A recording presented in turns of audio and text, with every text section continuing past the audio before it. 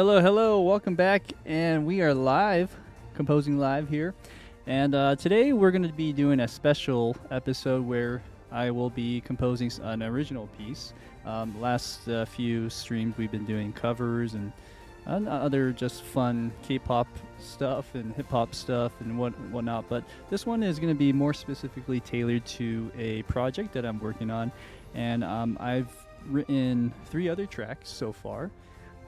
Is for a game called Casino Choral, or sometimes I've heard it pronounced Chorale, but Casino Choral, and it's a game that is locally developed here in Utah. I am working as a sound designer as well as the composer, so it's been a lot of fun working with the developer, and shout out to Yisha for letting me do this. So we're going to be composing live with some jazzy, upbeat sounds. And just to give you some context, the game is I don't want to give it or spoil too much into it, but it's a casino type game with gambling and maybe elements of familiar card games that you may know, but it's an original card game that I think you'll like. So if you like poker or even more modern ones like Balatro, this one will be a lot of fun to get to learn. And this will be something that you'll probably see some more info down the road. So if you want to learn more about the game, there's a Discord invite link in my YouTube channel descriptions for this.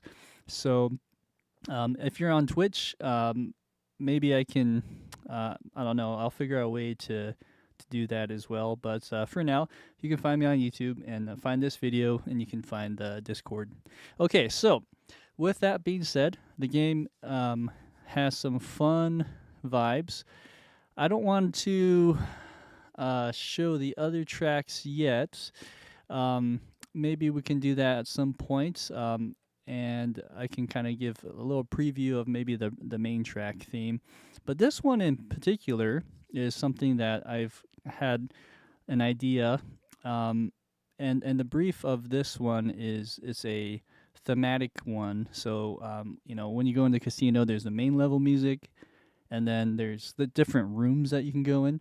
And this one is tailored to something with fishing, which was really interesting, and you'll know more once you play the game. But there's something with that, and something with like nature, landscape, that kind of thing. So that was a little bit tricky, but I already have a sound palette of like a jazz combo with drums, with bass, like an upright bass, and then I even have some jazz horns, which I haven't really used yet.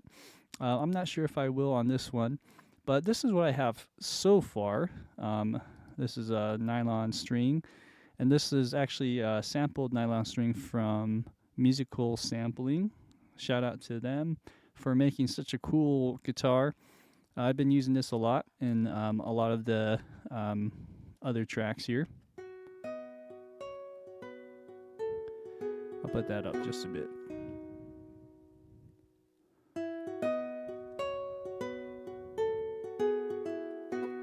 Yeah. So I'm adding that with the bass. Sounds like this.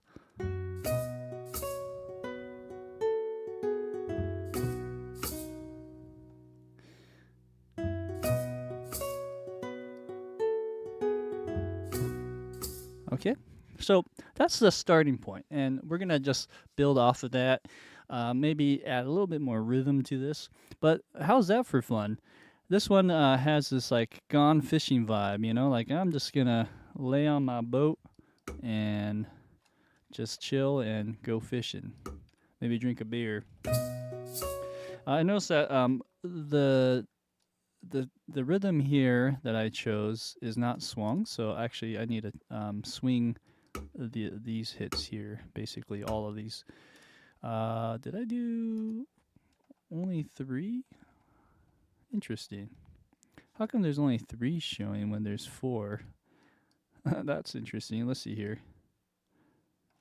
Okay. Nope. Boom. And here we go. So I'm just gonna fix these guys up. As you'll see, when I quantize, it kind of went on that second partial. Oops, so I need to go hit that on the third. Okay, now it should swing a little harder.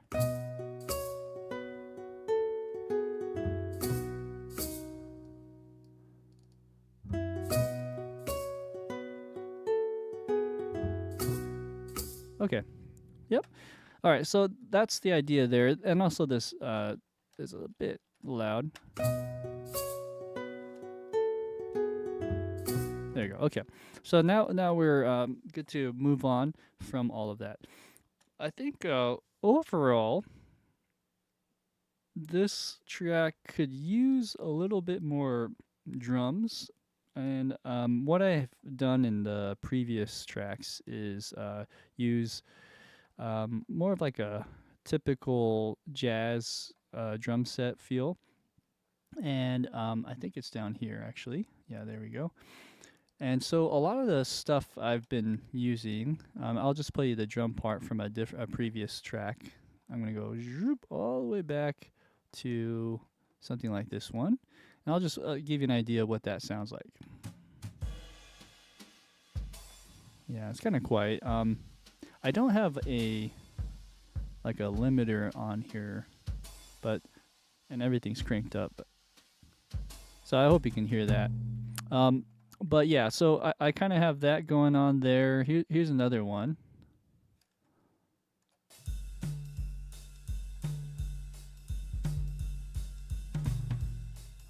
And here's another one here.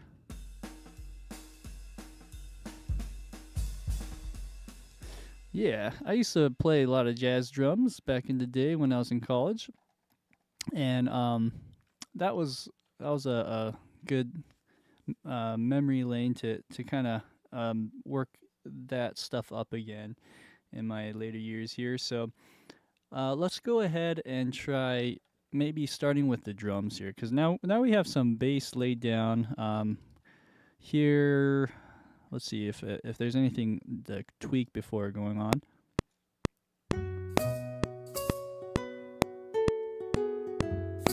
Okay, so like some of these notes might be just a hair late, and so we'll just push it forward.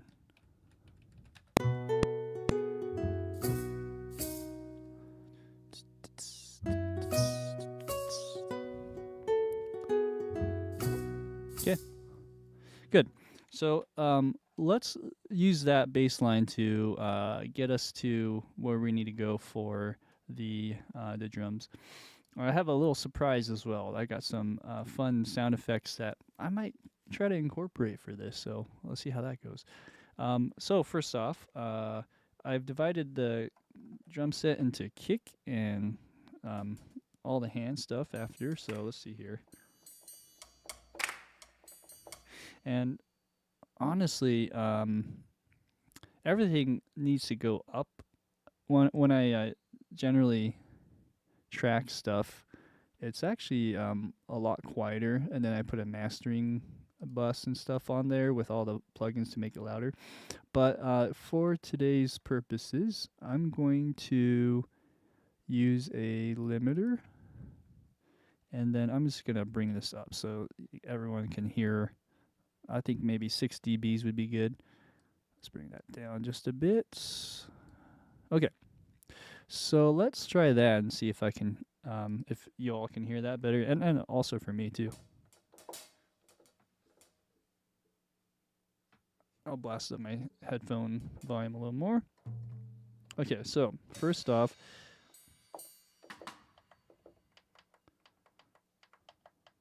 here we go. So we could do that, or we could do something more like this.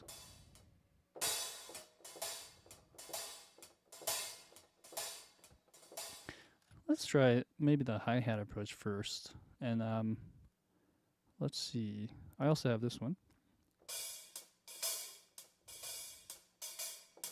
They're both good. One's brighter. There's also this. I think this is the same one. Yeah, so let's try this one. Studio drummer.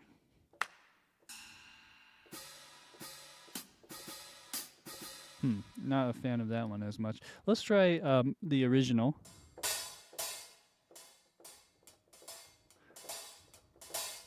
Okay, here we go. 1, 2, 3.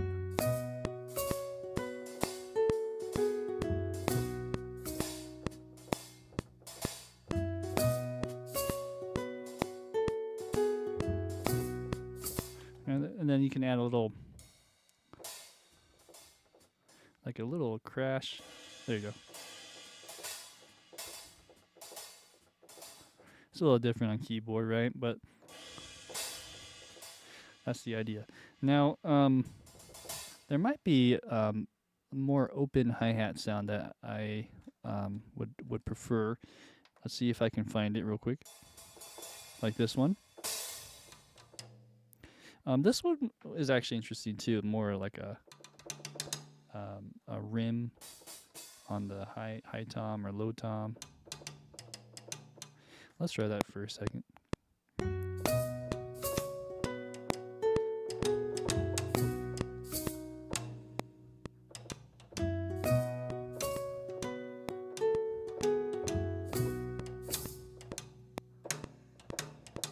Yeah, it's kind of this laid back feel, isn't it? So let me try this one.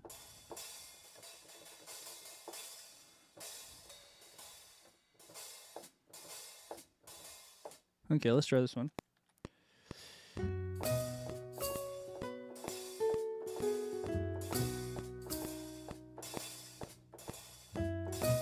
Okay, good. Let me try that again, but also adjusting this shaker volume a bit. Let's try it one more time. Here we go.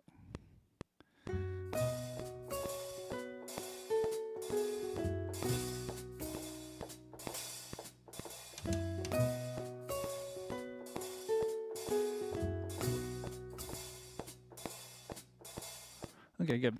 So I'm recording this in to get some variation, just enough, as well, 8 bars. That way I get some variation on the velocity and also the timing. And I do quantize, but I don't do a hard quantize. So that also plays into some variation there. Okay, so there's that. Okay, let me actually push that forward just a bit.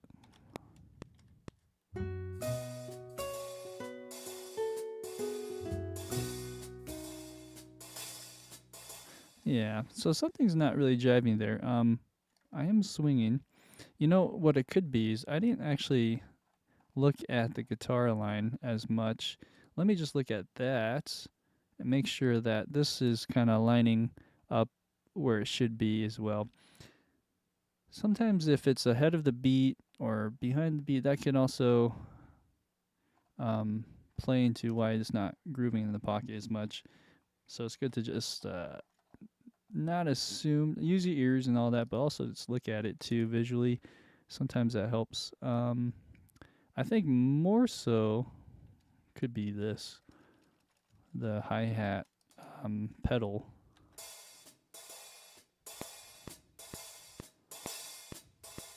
Yeah, that's better. Okay, and going back to what I'm looking at here, so we're swinging this. These notes also don't always have to be exactly a true triplet. So that could be also something I can play with. I wish there's a faster way to do this. There you go. Okay, so we're going to take all that, maybe push it forward, so more like a 16th note.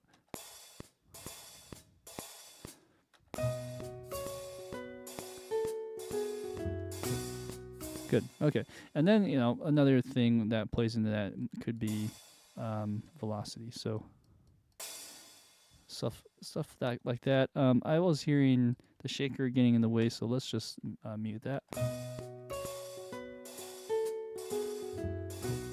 Good. And then the hi-hat pedaling sometimes isn't as consistent. So you can hear just variations of that. I'd like to kind of keep it more consistent. So I'm gonna compress that and even bring it up even more if I can. There you go. Okay.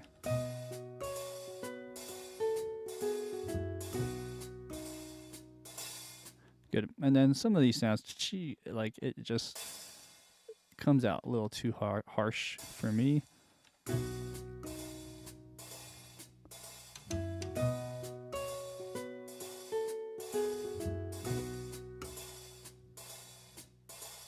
Okay, that's starting to sound really good. Okay, nice and solid as a beat. Now we need to add the kick, and the kick should follow the bass guitar a bit.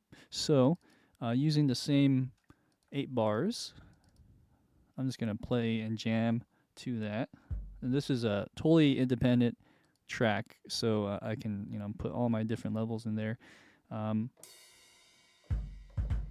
So there's your kick.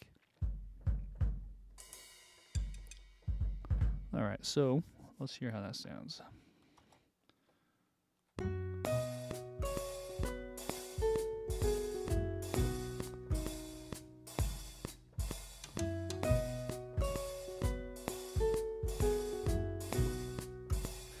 And the bass guitar, to be fair, is pretty simple, so I don't have to, do it all in unison. That might be too busy though.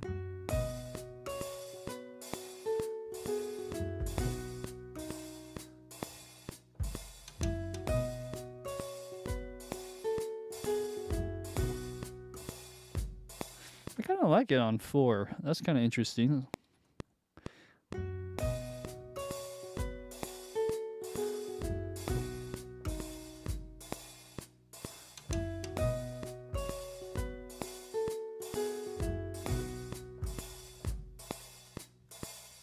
Okay, so let's do this. Let's take this out. Yeah, and let's just add a 4 with the bass guitar as well. Upright bass in this case. I don't need these guys.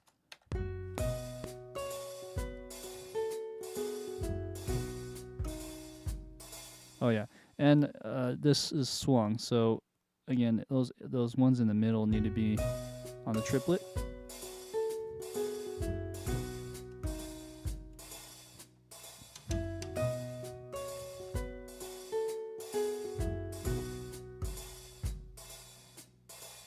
Okay, cool.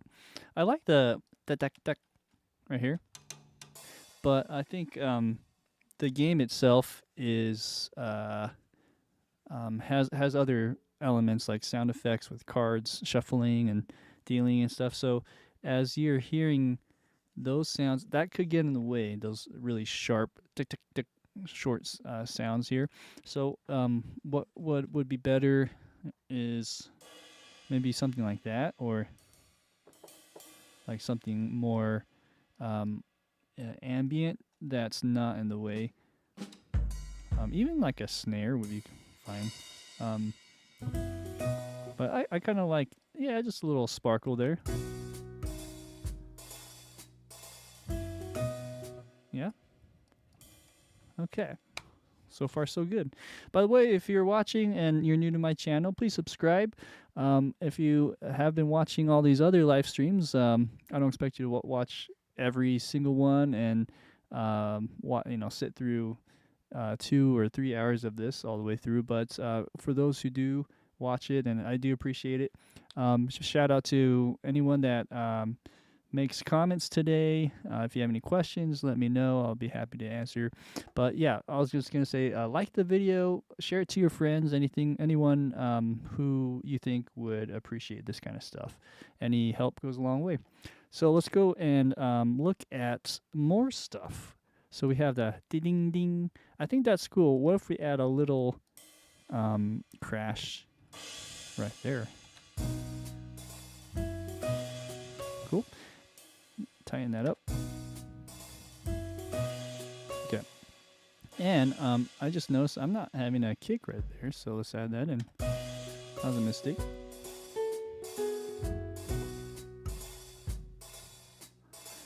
Okay, cool. Now, going back to the bass, I just remembered I have, well, let's see. I have this other track here. I'm not sure why this isn't turning different colors, but oh well. Let's look at this now. I think what I need to do is make this bass guitar a bit more percussive sounding. So let's see. So I don't need this per se. Okay, and then going to other things here. Let's make this a little quieter.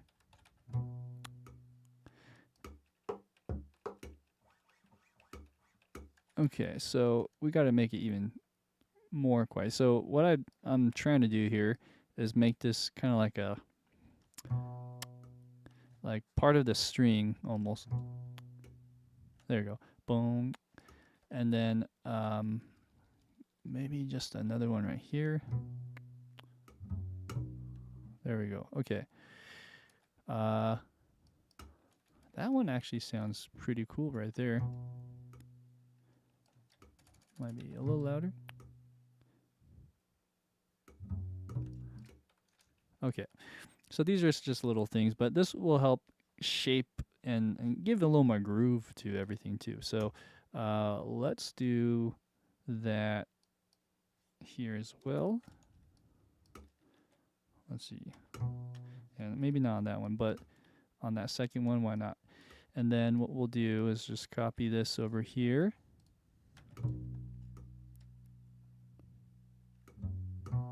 Cool. There was a 4 as well. Okay.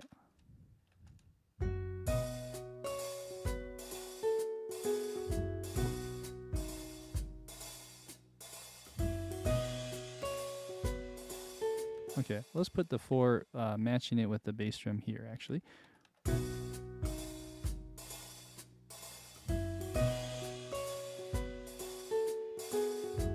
Cool. I mean, there is a bass on 4 as well, but I'm just thinking, should I do it every other time? Okay, that's good. I think I'll just keep this little pattern going all the way through. There we go. All right, love it. Let's go to some other ideas. So first off, this is sent to a bus, and I just want to make sure. I just clicked out of it. I want to make sure that all of this is situated with the right effects. I kind of been automating my tracks. All my sessions are, or all my soundtracks are in one giant session. That's how I've been working actually for a lot of my projects. It's just nice to have all the sounds, and if I need to refer to something quickly, I can just go back to older soundtrack that I've written or a different version, that kind of thing. Anyways, the only workaround is I have to change my levels, and sometimes I have to automate that.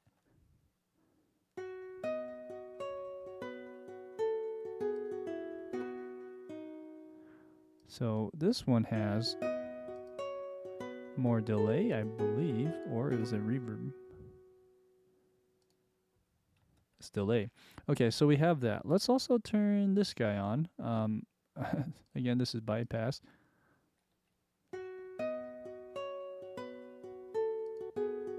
Oh, I see.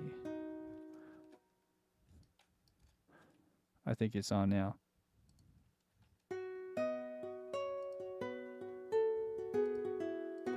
Oh, no, it's not. So I need to go the other way. Oh, it's over here. There you go. Even better. So now I have this on. Okay, and then there's something a little funky going on with what the sounds here.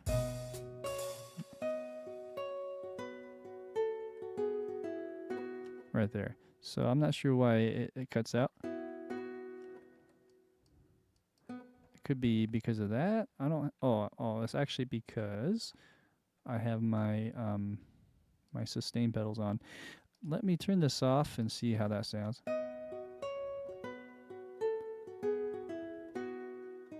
Okay, it sounds way better, but I think I need to make sure these go all the way to the end.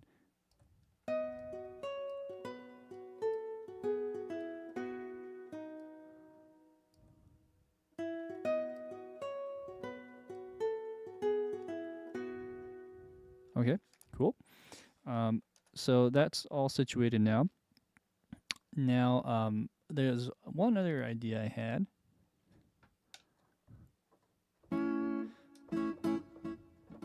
Okay, so I have these chords that I laid out. This is actually in a B chord, but I'm going to do a B11 chord. Sorry, is that B11 or B13? B13. So this is a B13 chord, but it's disguised as a B over A.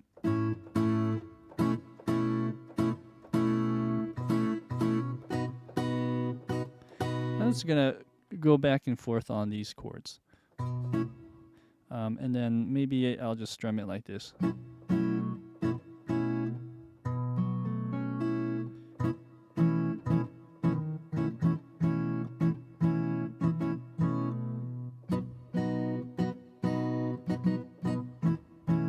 Okay. Let's try that.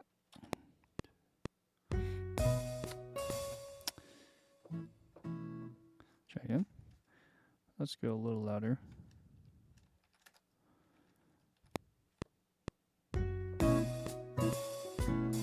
That's too loud. Bring that down. Also, I need to turn this guy on.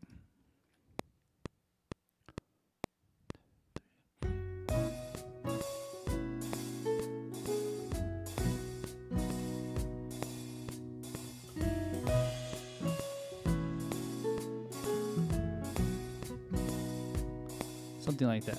So, of course, we're emulating trying to emulate a actual jazzy guitar. And in this particular mid-range tone too, it's always tricky to try to get that right. So I'm just gonna play around until I get it right. Here we go. Oops.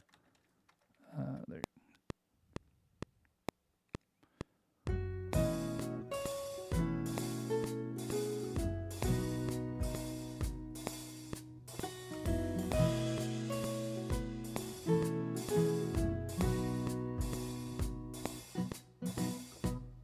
Right, something like that. Let's try again. I gotta go record. Give myself a little more time.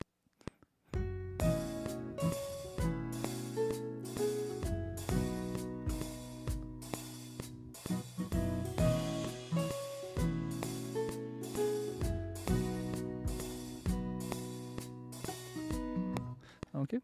I like that one. I'm gonna keep that take. Why don't we just put it up here somewhere? Try again.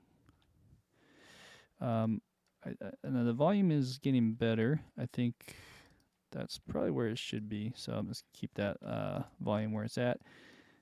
I'll also do one other thing.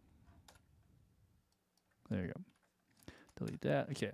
Same thing. Here's take 2. Maybe I should also save this. Just put it up there as a backup. Okay.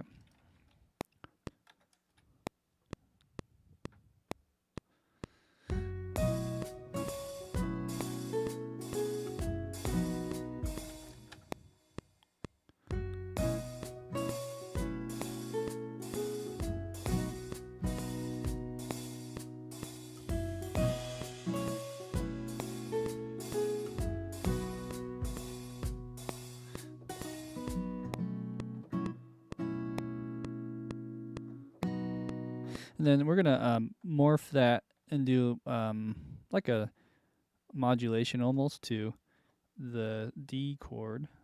So then it'd be, yeah. Let me go over a little louder now.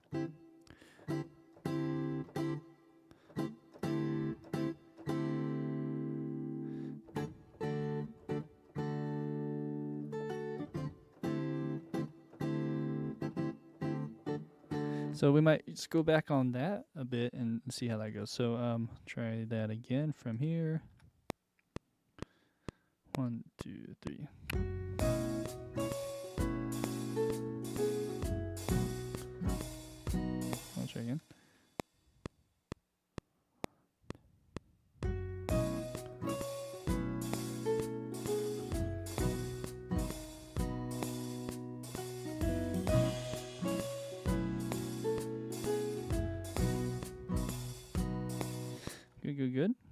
let's keep going on that for a bit more. Let's see. As far as that goes, I think the short sounds are okay. Should I hang on the first time? So I'm not sure why it's so quiet here. Let's see. Would that be better? Yeah, because as soon as maybe if I go like this, then it'll get louder. There you go. Anyways. So let's try this. 1, 2, 3, and.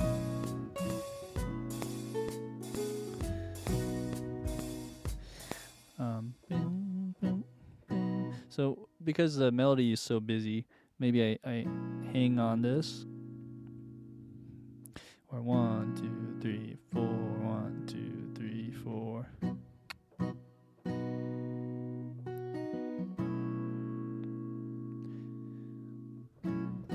Let's try that.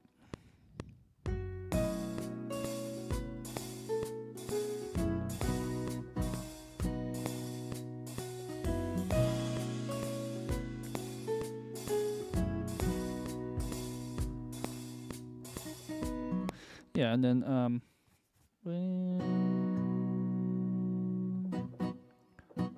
maybe just a little more simple on that last one. Okay, try again.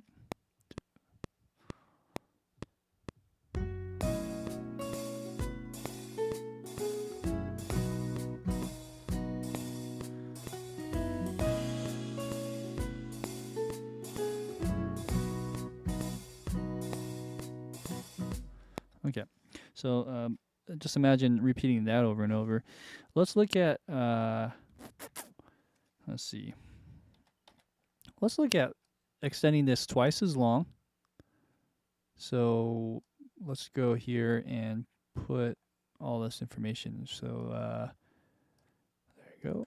Let's delete that. Yep. Okay.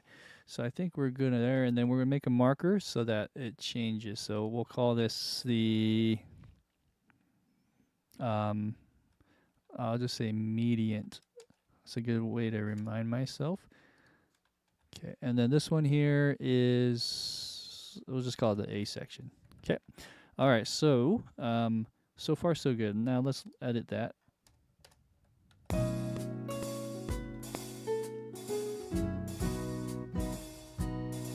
Okay, so this is where it gets a little dicey. As you can see here, I mean, this is not how you would strum a guitar chord, right? So we gotta get that to a certain degree of convincing realism, right? So, I think we would want this to be a down. When I say down, I mean like a down strum. And kind of go there. Okay, and then this might want to be upstroke actually. So if you're doing that, you kind of strum these first. Okay, and then just get the timing a little bit better. Overall good. And I'm not using a sustain pedal for this, so this is all pretty much what you see is what you'll hear until it gets off on the release. Okay. Okay, and then yeah, like this stuff. It's always hard to tell if it's behind the beat or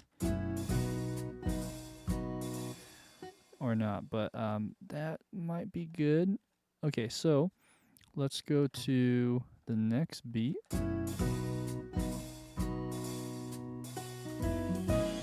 Do is just a bit rushed.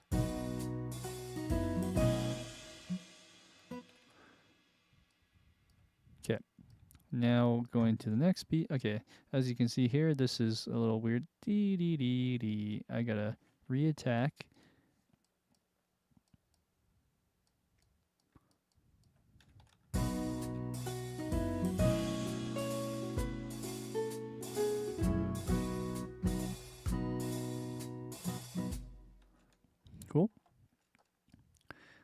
And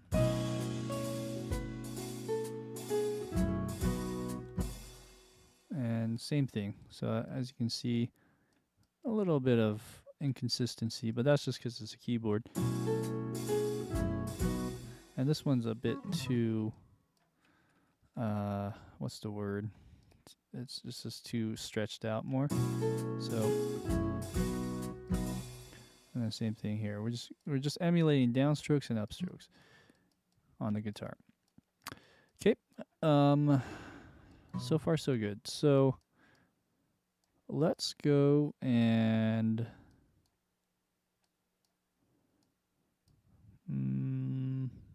almost there. What I'm thinking is let's add some variation to this. Let's see, so down and then up. So this will be our down, and then this will be our up.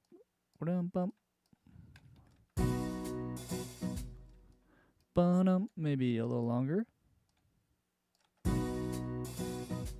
There you go. Perfect. Okay. So far so good. Let's go ahead and look at the bass line. Let's see if there's anything we could do to what do you call it? Complement the line of the guitar. Okay. Also, just one tweak. Take that down just a bit.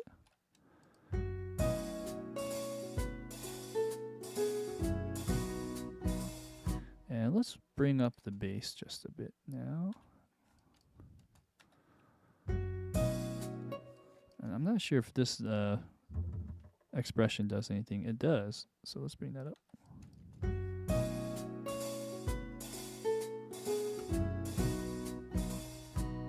Okay, so now I'm thinking the bass probably should play this, even though it's probably fine the way it is. I think some matching of that will help just give more energy. It's a laid back piece, but it doesn't have to be sleepy. Still want this to be refreshing and upbeat.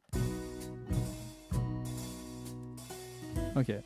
So right there, boom, boom, boom, boom, bo-doo, bo-doo, doo, doo, boom, boom, bo-doom, bo-doo.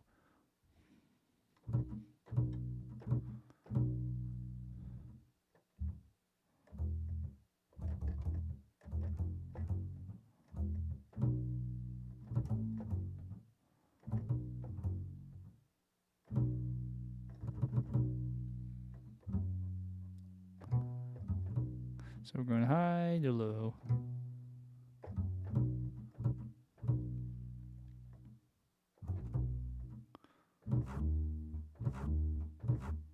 Whoa.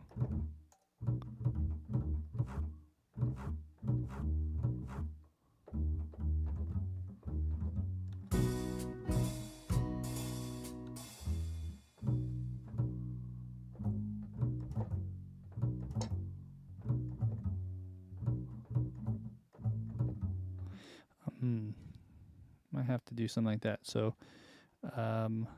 what's the best way to do that? Okay, so I'll just write that in.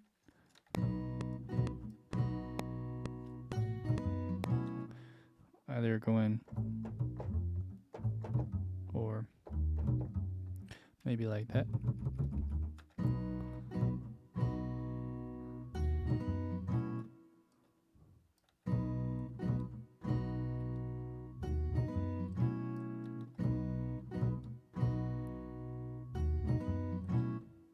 Yeah?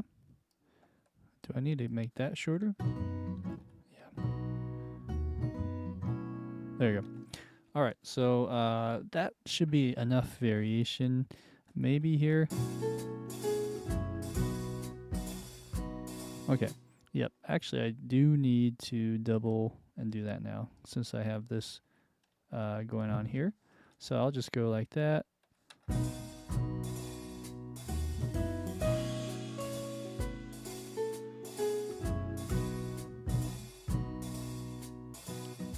Okay, now anytime the guitar does something, it's kind of it feels a little bit empty when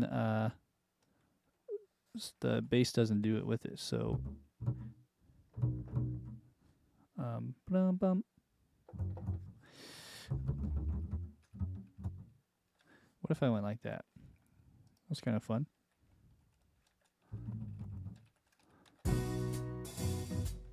Oh yeah, just enough juice there. Yeah, so there we go. Going back to guitar and bass, let's go ahead and double it. I really like that riff so far. Let's go like this. Okay, did I do that right? No, I think so. Just gotta push it over here. Okay, so now we're just gonna copy this, push it over here. I also have to do that for all of this too. Do that.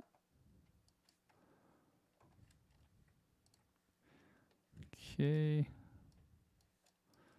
All right, so we doubled that. What else? We got to double. Oh yeah, there's a shaker here that I muted. Now that we have some drum elements, besides that, I wanted to see if the shaker would still add up and add something there. I don't know if we need that anymore, so I could play around with that idea. Let's see here. I mean, if anything, it'd be like a, whoops, something like this.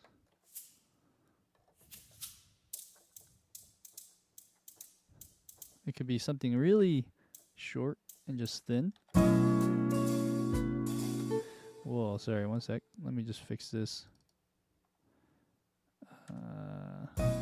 There you go. That was really loud. Okay, anyways, going back to this idea.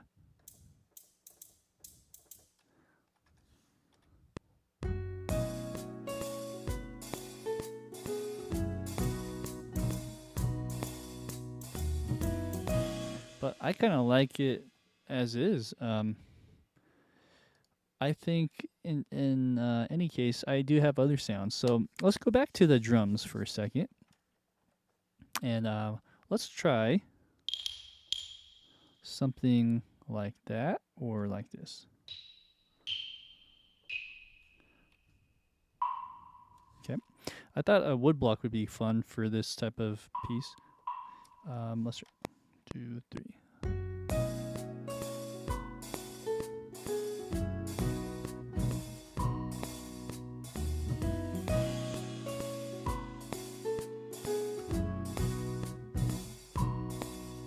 Okay, so we'll add that in. Volume wise, they're all similar. That should be good enough. I'll go ahead and just make this more consistent. Okay, so we have that. Now I feel like the melody kicks in just a little early. So if I were to just give ourselves 2 bars, even, let's see.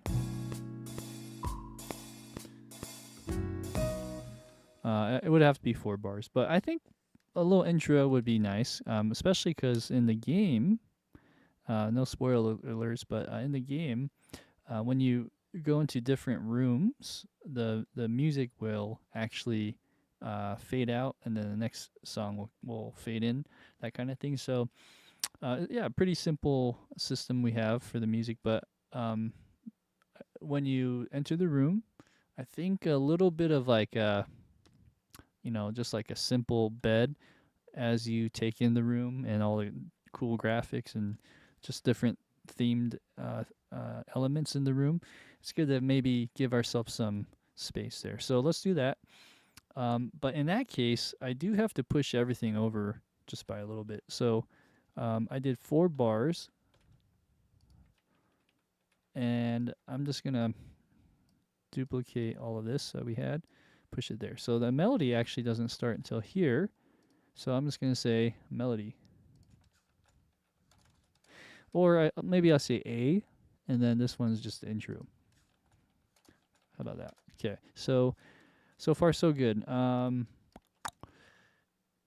Let's add the melody over. Oop, I don't know what I just did, but I must have copied and pasted or something.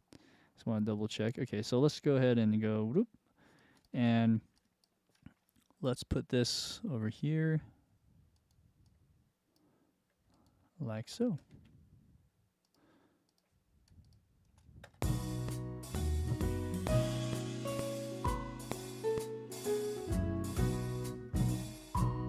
Cool. Awesome. So this is a nice woodblock effect, and put the volume down just a bit.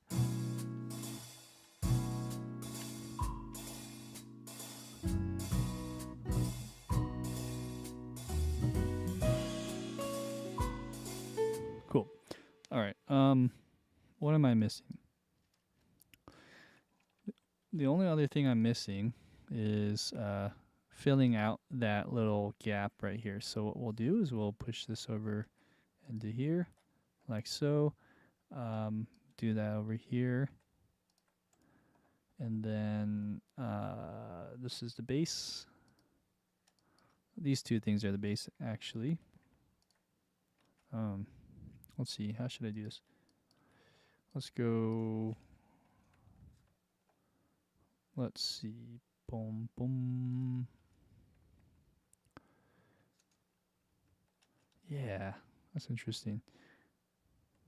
We want this here, but I also want this here. So let's just do that. And then we'll take everything over here up until, let's say, there. We'll bind those two together.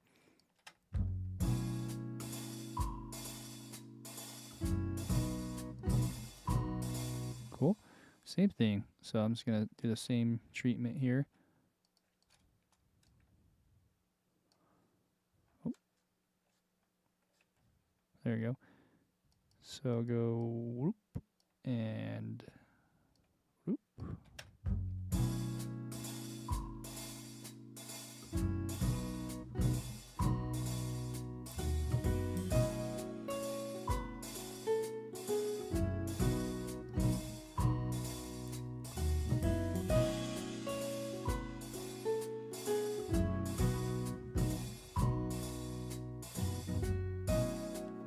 Cool.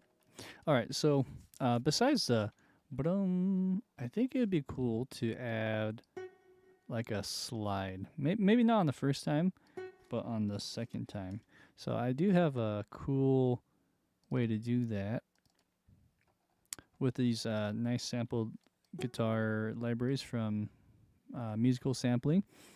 It makes it really fun to use these kind of characters here. So first off, we need to design the first note and then where it slides up to, so which would be F sharp, and we're gonna go and then this one will be like that. It has to be soft. This has to be around here, and let's hear how that would sound. Okay, let's bring it just a little higher.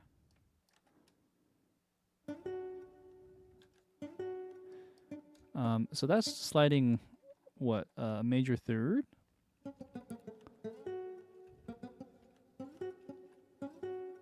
Interesting. C sharp.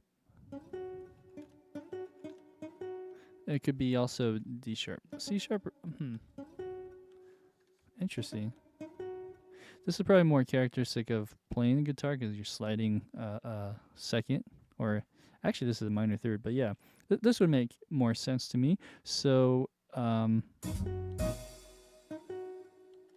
let's hear how that sounds in context.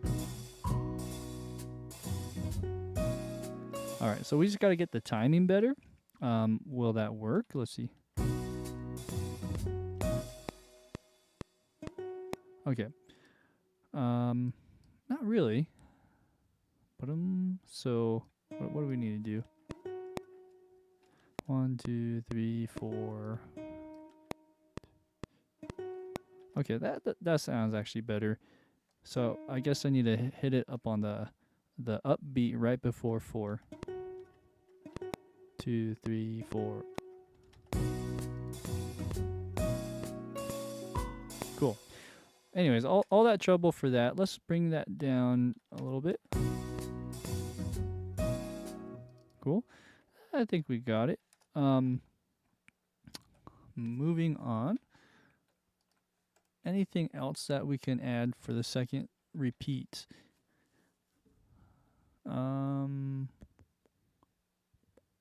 We could go back to percussion, because I do have an idea to add some sound effects, and I think this is where this will also add to the like the theme and the allure of fishing or swimming or just being out in the water. I think that's more important than anything, is like the vibe of being on a lake house or just out in nature. So without all being said, this is the sampler, and I think I'm going to put this under other. And under other, this is more of a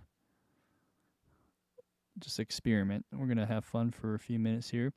Is using one of these water drops that I have. So I'm going to undo that. Let's just listen to different effects starting here. Okay, there's one. There you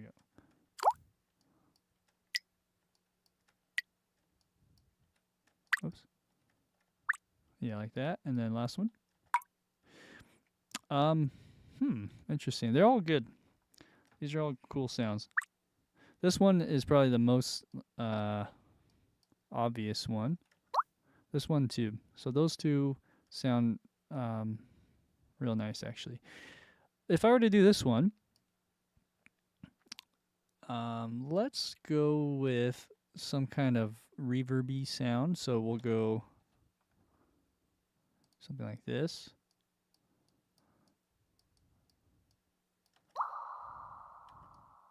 It's a bit much, but yeah.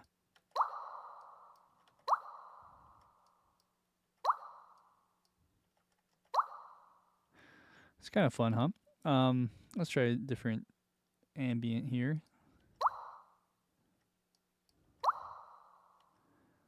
Let's try a random space.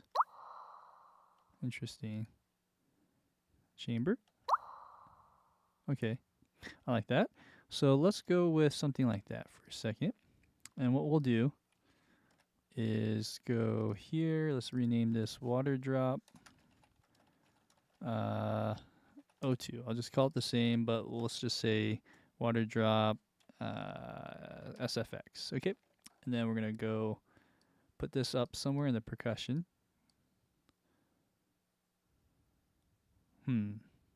I'll just put it right here. Okay, so going over to here. You know, I think I need to also do one more thing, actually. Is I need to make this a one-shot. Okay. Oh, and of course I didn't drop this in somehow. I thought I did. Let's put this in here. Boom. Okay, perfect. So I think we are good to go. If I were to add this note,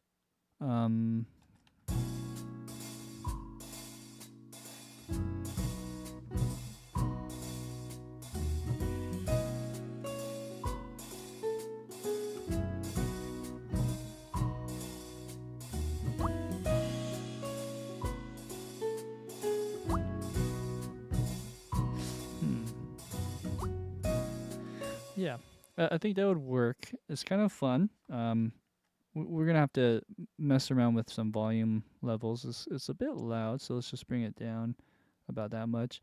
The other thing is, should we pan it?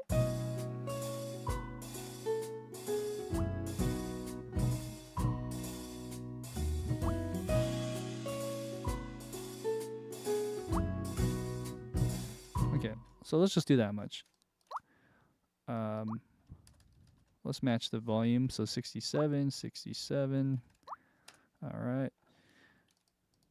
If you guys have kids or you have brothers and sisters that are younger, they'd be going crazy right now with that number. Let's see here. So we have that. And these are one shots, so I can just go like this, right? And then, what else was I gonna do? I said panning, so let's look at the panning.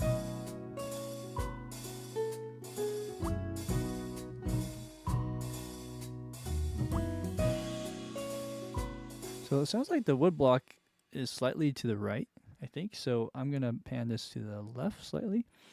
And the sound effects I thought I had, but I must have put it on here.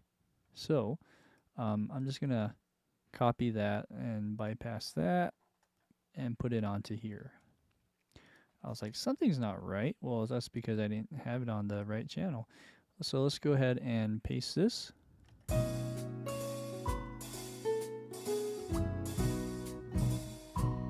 Good.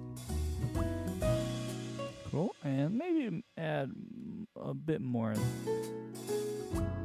There you go. There's more ambience. Cool. One last step is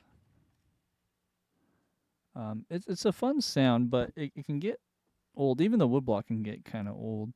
So what we'll do is just add some variation.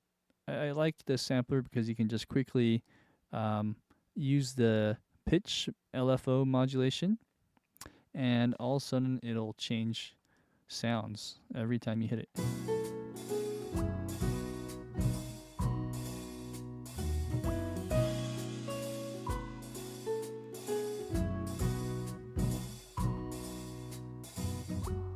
Cool. All right, so also it can't get old just in general. So what if I did every ending like that?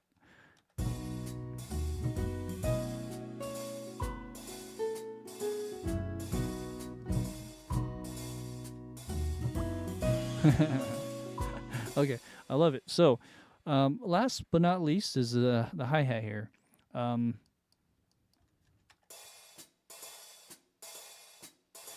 So, I think it's just too loud, just in general. So if I were to do that, how would it sound? Too much?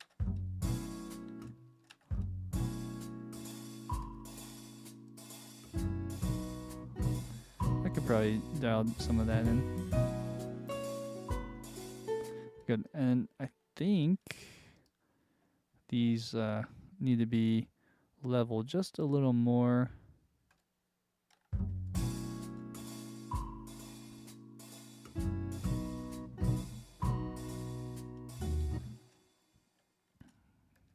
When I say leveled, I'm trying to get them all more consistent. All right, now it's too much.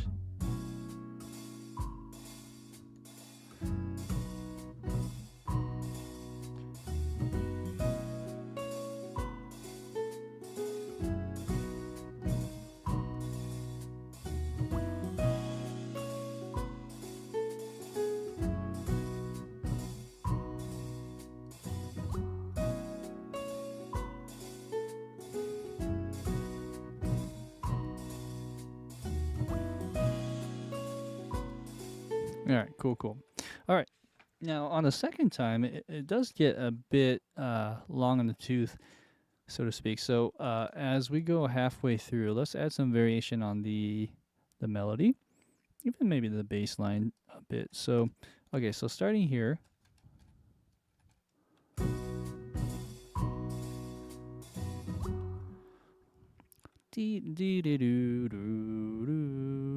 So I don't know if I'll keep this melody, actually, now that I'm listening to it.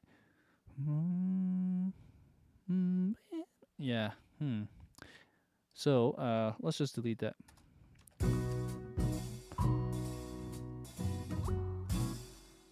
Okay, so this little idea I had, I don't know if it holds now. So even that, I'm just gonna mute. Okay, so I have another idea now.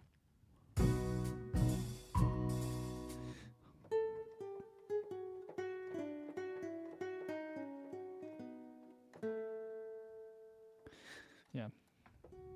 The only thing I don't know why most guitar libraries have like a vibrato.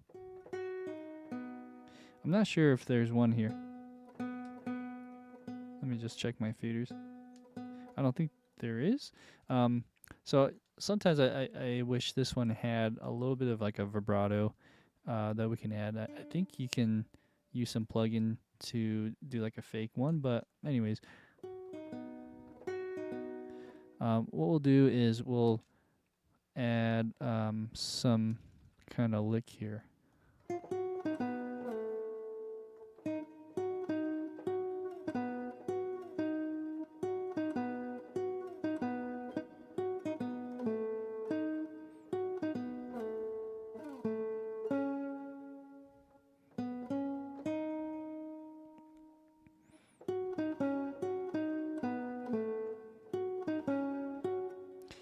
This would be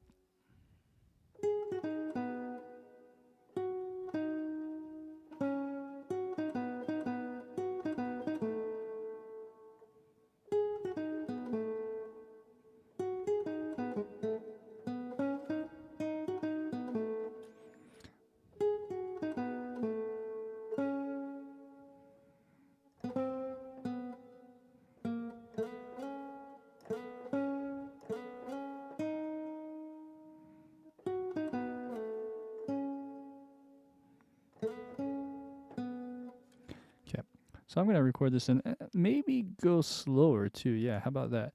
This will help.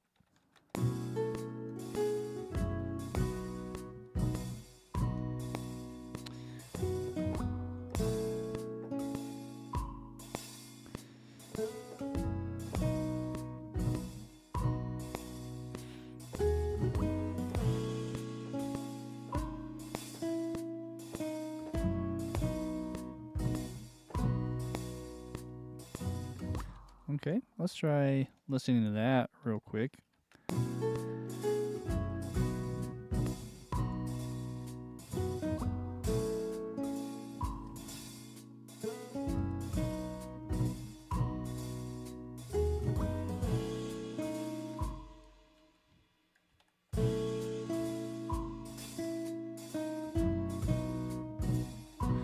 Okay, so let me practice that.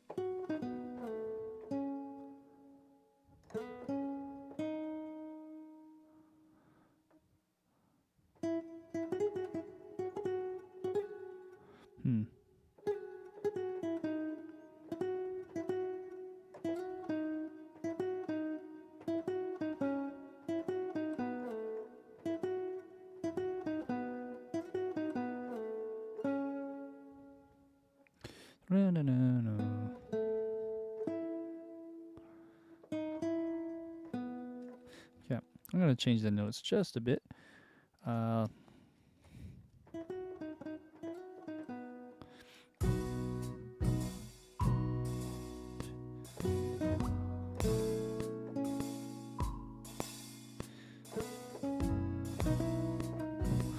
Oops. 1, 2, 3.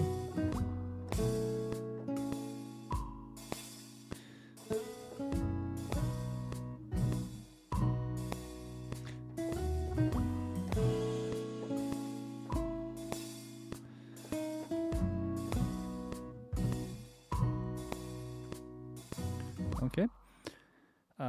Let's try that much.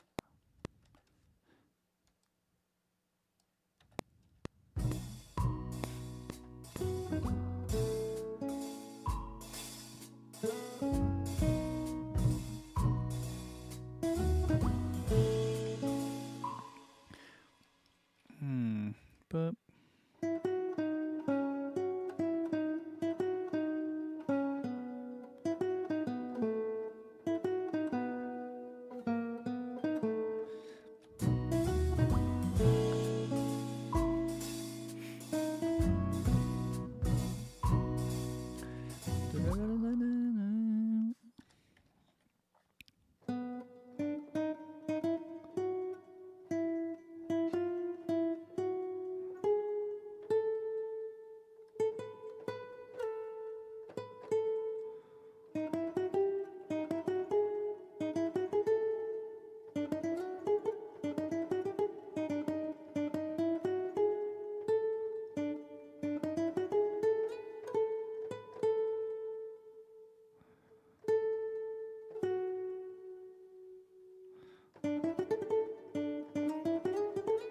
Oh man, there's some weird sliding going on. There you go.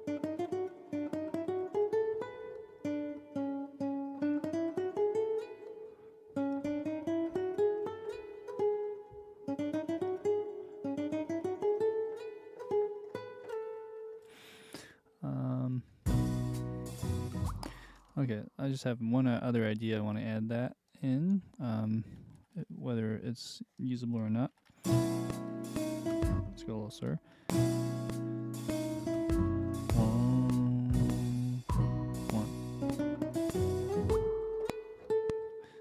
Is that 1, 2, oh, it's on 3.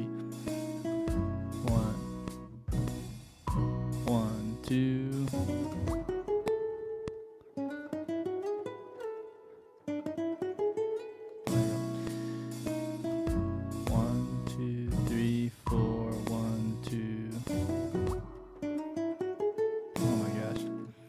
Try again. 1, 2.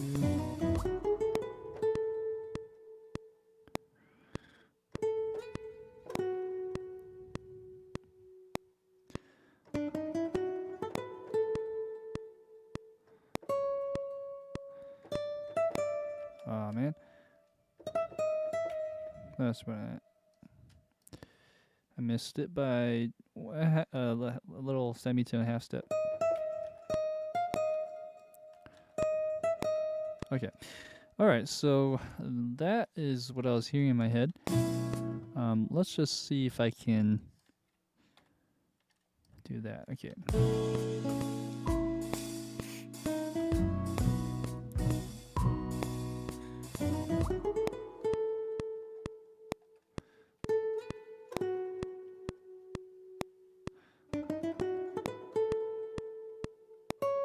And then let's just get the timing right. That's about right. It's just a little in front of the B on some of these, like this one. Okay, so some of these work in the legato. This is a legato patch by Musical Sampling's Nylon Rustique. Really cool library, by the way. Highly recommend it. Yeah, but I'm trying to think. If I were to separate these so that I maybe use the sustain along with it, that would sound really good too. Let's try it all sustain. Okay, only problem with that is it's too loud.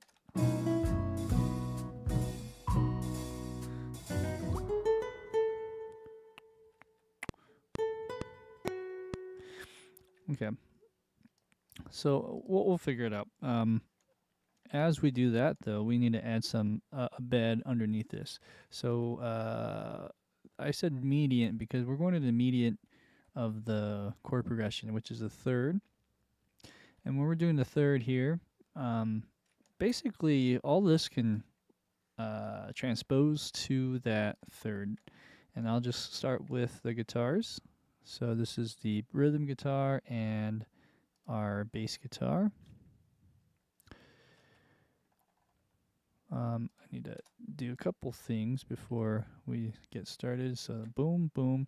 Okay, so right here, I'm going to make sure that, well, first off, why is this cut off? I'm not sure why that's even muted. Maybe, yeah, it should be there. There should be a note there, no? Oh, this is a percussion. Okay, that's why. Never mind. It's a percussive bass thing that's happening there. Anyways, so everything's there where it should be. And then we have everything that needs to go up a minor third. 1, 2, 3.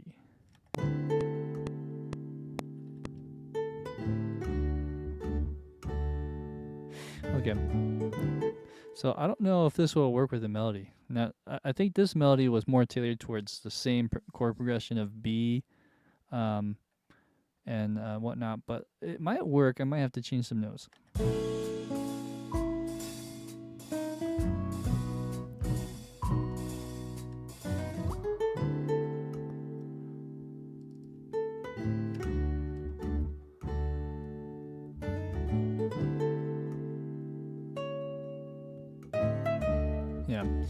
Yeah, this would land on the B, huh? And then the B chord.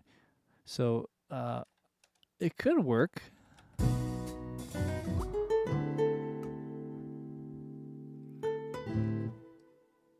Because it ends here.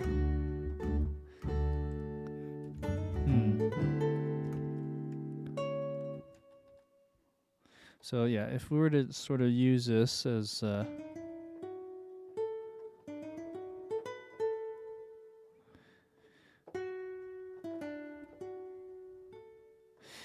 okay, well, let me just play around with the chord progression. So if we're going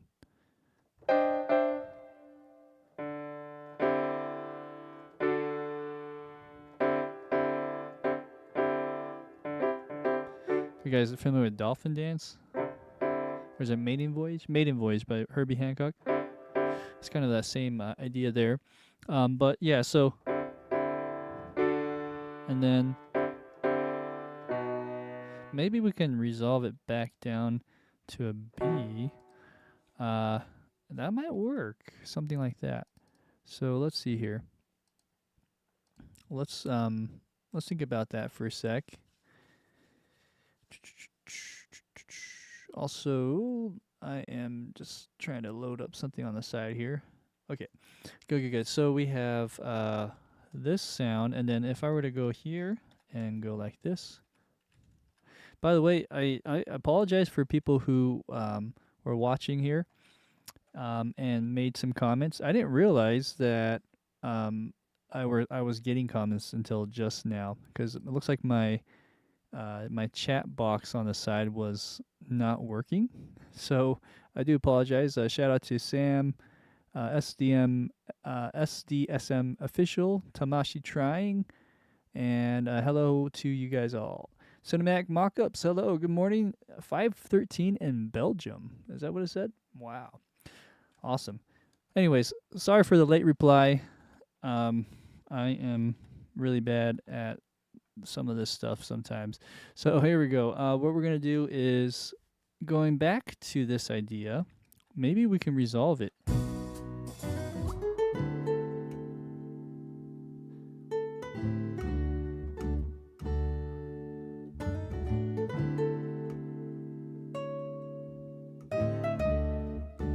Okay, so this could work, but also, is it resolving the B too early? Maybe. If not, we can just copy that and extend it out. But let's change the chords. Let's go back to this B, and here we go.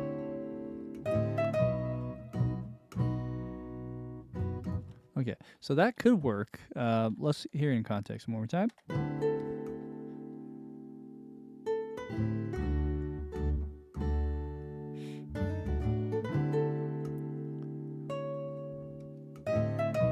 Okay, so we just gotta voice the tones here a little bit better, but I think we can get it going.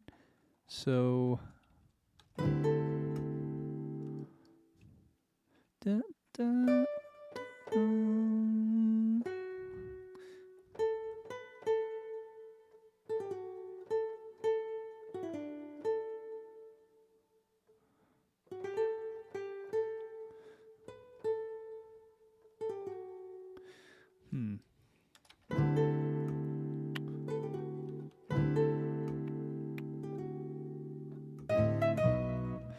What what's really bothering me is this last note here. Both of these notes actually, but if we can just change that.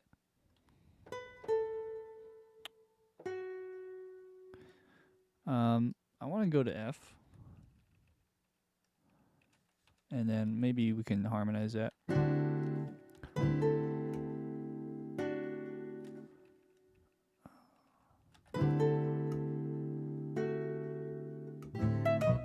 Okay, and then instead of going at D sharp, no worries, Sam, I just got your message there.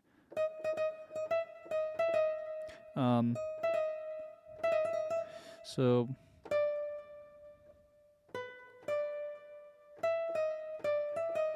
we could go to the D, and it'll sound a little more tonally fitting there. All right, and then just change the timing on that.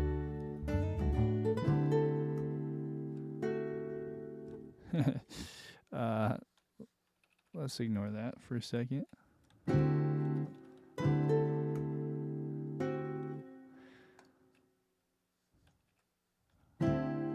Maybe we just do the E.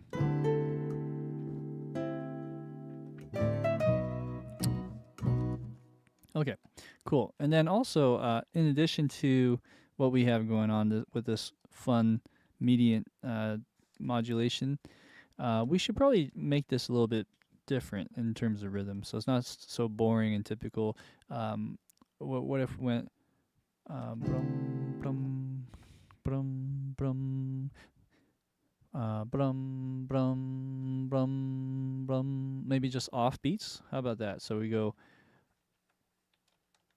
1 1 2 1 2. Okay, so starting here. How should we do this? Let's go whoop, like that. Okay, and then we'll just move this over just a little tighter, and we'll go like that.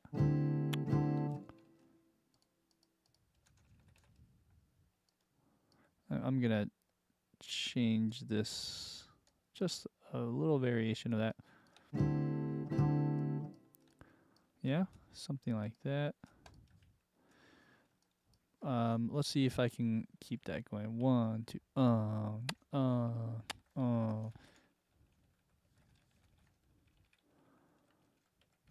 Okay, let's push that. Let's see how that sounds. 1 bum bum bum bum bum bum bum bum bum bum. Let's do that. Bum bum 1 2 4 and so we go here.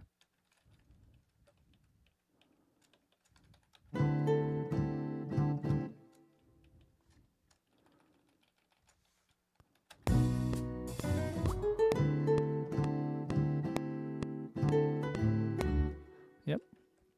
Bum bum bum bum. This needs to be shorter.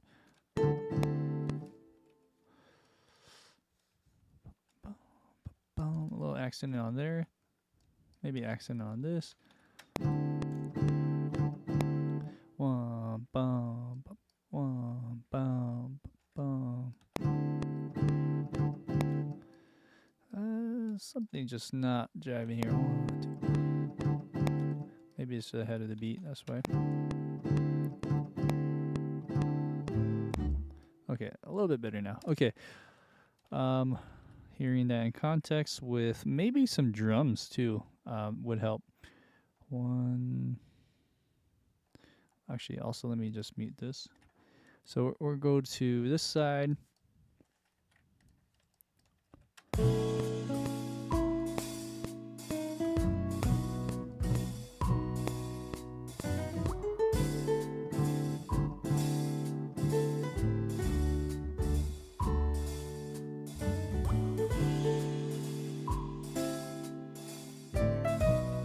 Okay, we're almost there. The melody's not quite there. Tamashi Trying, you asked, what is median modulation? It's one of the best kept secrets for just anything film scoring, I feel. Film scoring and also game composing. You'll notice that everything I'm doing here, from these chords up here on the B over A and the B, is modulating. So this is the same pattern, but I'm going up to the third. Yeah. In addition, it's weird because we're going up a minor third, even though I'm in a B major. So that's another kind of weird thing, but it works because you're borrowing from the minor of the major B major. So anyways, yeah, that's really common to do. And basically you're copying the chord progression, but maybe the melody changes. You can sometimes you can just copy and paste the melody too and push that up to the same key as well. Anyways, that's what immediate modulation is.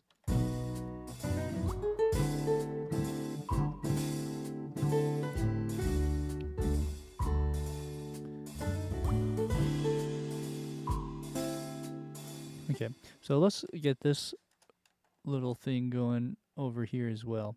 So you have that idea. Well, actually, let me just keep that since these are probably slightly different velocities and whatnot. So let's go 1, 2, right about there. Okay, but I'm going to copy this part up until here probably. Okay, so I'm going to go here.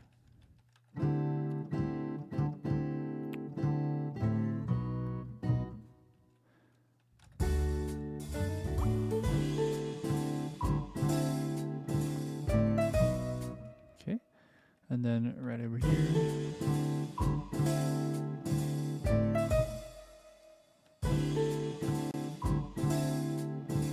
Okay, so as that hits, this melody is has to change to match what's happening.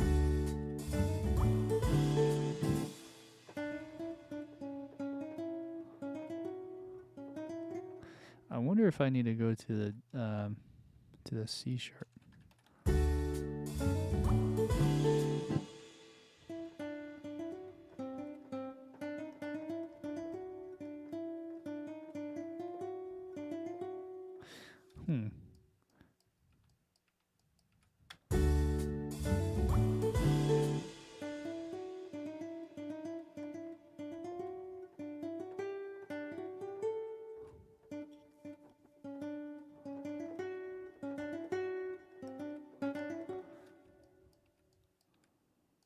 Let me try these different combinations.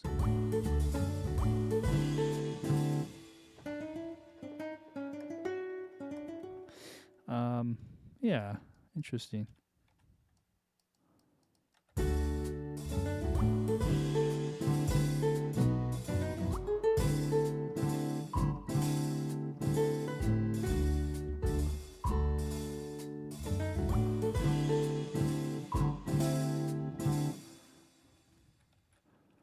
Okay. Sorry, Damashi, I did see your note there.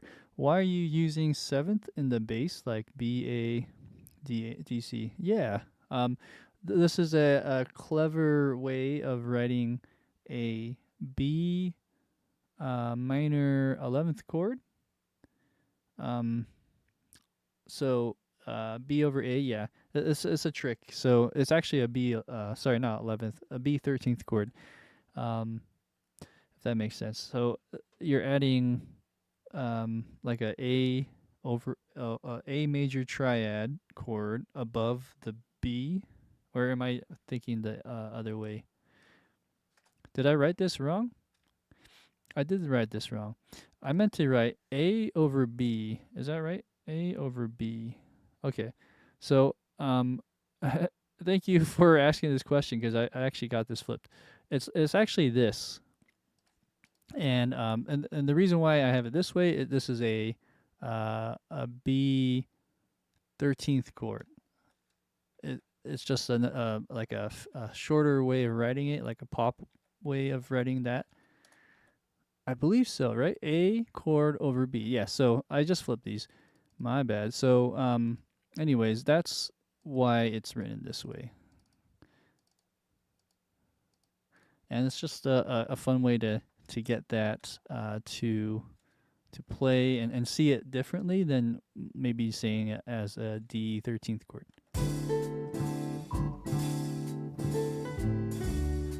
Okay. All right. Now that we have some of this melody dialed in, let's kind of have some fun with that and add like a double stop in there.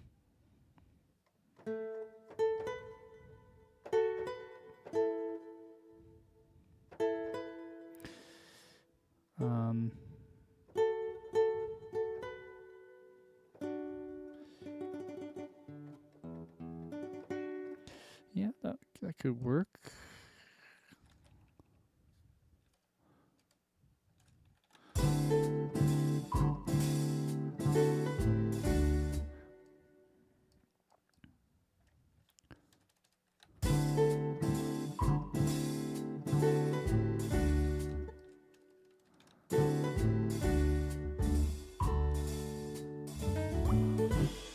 And then, yeah, this stuff I will mess around with a little more.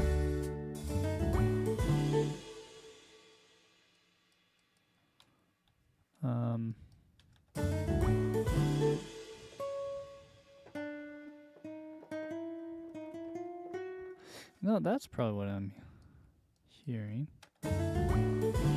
Aha. Okay, so did I get this wrong then?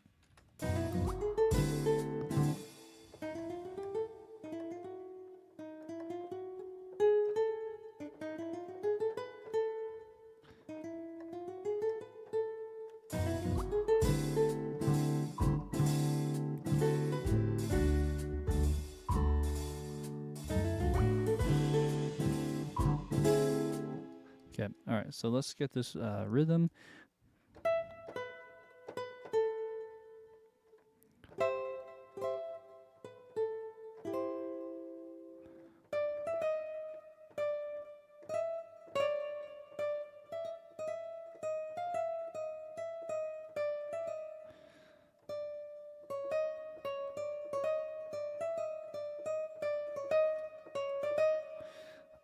What if I went chromatically up like that?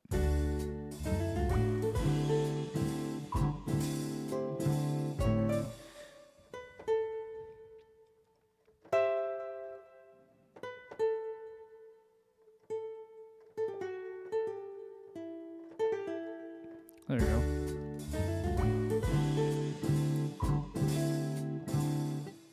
Ba-da-dum. A little louder.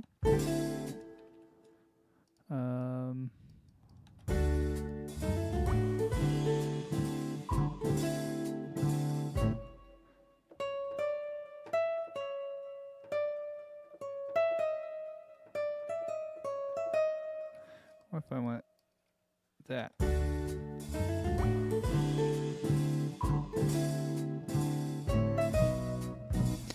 Yep.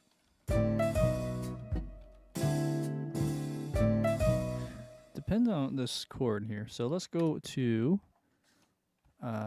this one here and here. So I think we're gonna change this last chord. Okay. Yeah, it's funny how I got that mixed up. There we go. 1, 2,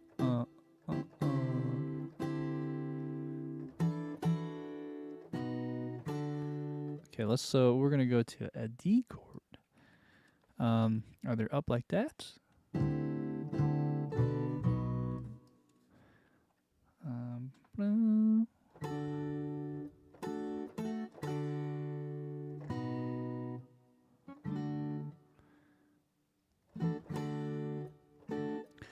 So I need to add or change that to an A.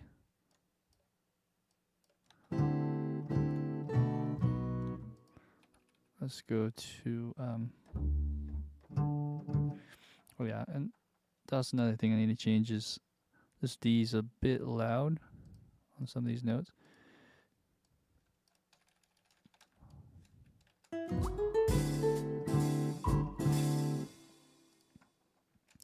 I feel like it's a bit behind the beat. Wow. That doesn't really do anything. Huh.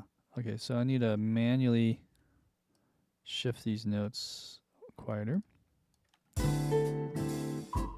Maybe I just go about there.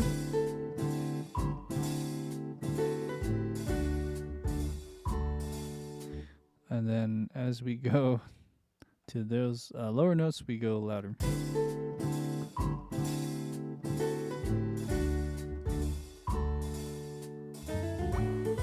Something like that. Let's try it. It can get a little wonky with some of the program here.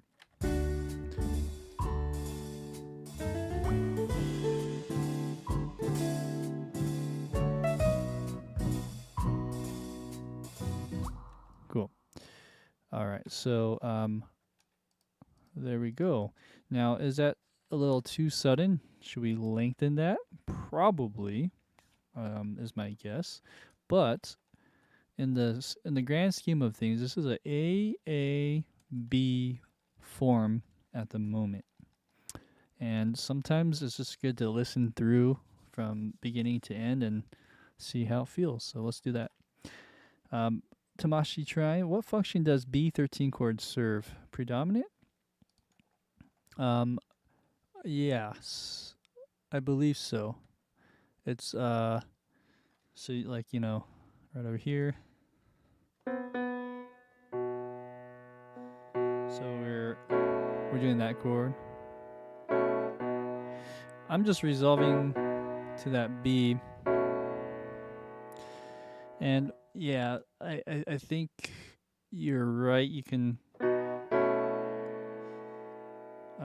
resolve that to a F. So F sharp.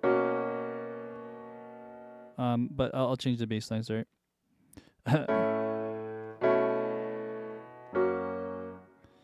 Something like that. Just getting the right. That's probably the best. So in the bass line. So this is the B13 chord, and then which is just a triad dominant, and then sorry. So one more time.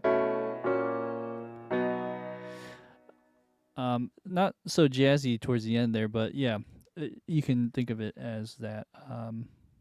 So going back to this, let's go ahead and press play.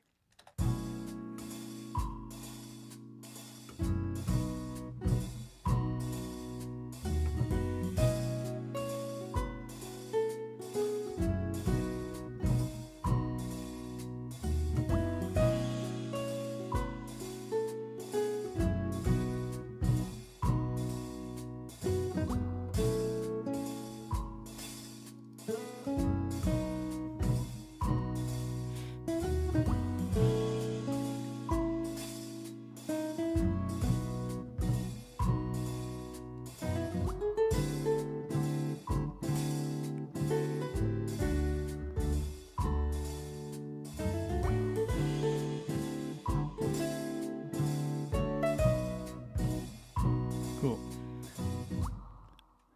Yeah, I mean it could be AABB, but I think that has a nice ring to it. So we could just do a AAB form, and let's see the time on this. So right now, if I were to say this is the beginning, well, actually technically this is the beginning.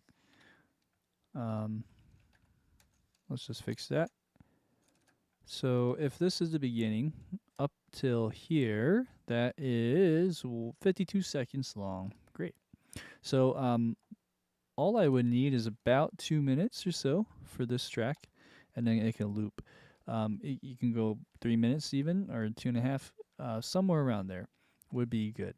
So if I were to go and like I could repeat this, that would give us to about here, right, give or take. And then if I wanted to add just a little more bulk, I could add like a break or something in between that.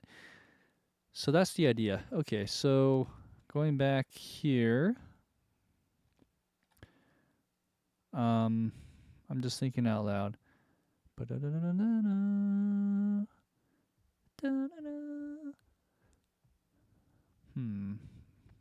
Should I add a little pause and then go back in? Or should we do something completely different afterwards? I'm kind of leaning towards repeating this and then adding just like a sort of coda section to that afterwards. Okay, so what we have here is a nice solid idea. Let's get the levels here better.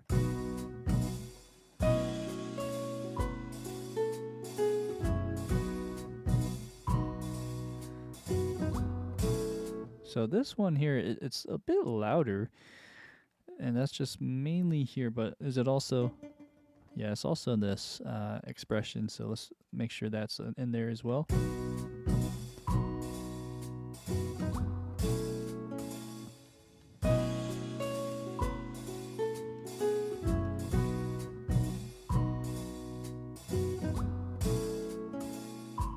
It's about right.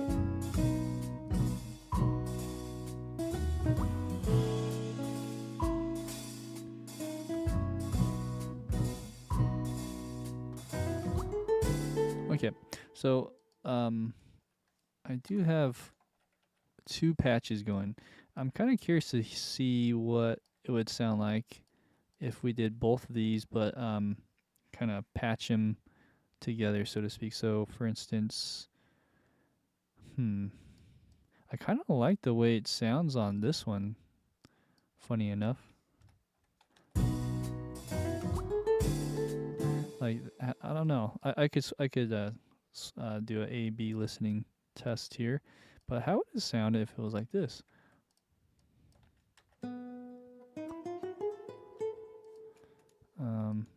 Let's go up. So the legato does some weird stuff with this scripting.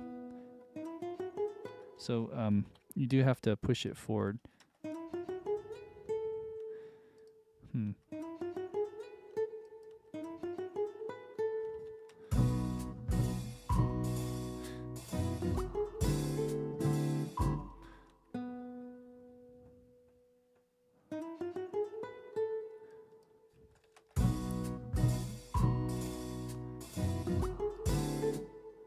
If I just bring that up.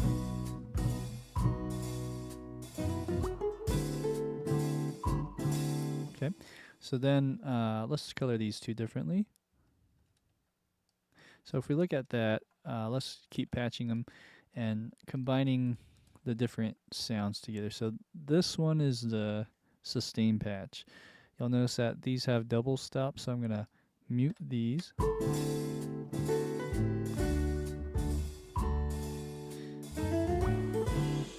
And then let's go ahead and mute all these guys. I kind of like the double stop there, just kind of adds them a bit more interest. Okay, so this is where you have to push it in again, let them overlap.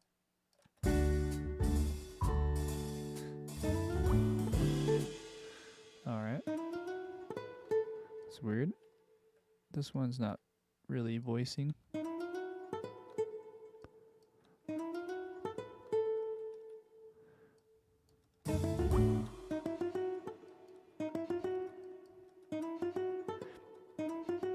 I kind of like that, the first slur, and then should we slur this? Is that how it works? I guess not.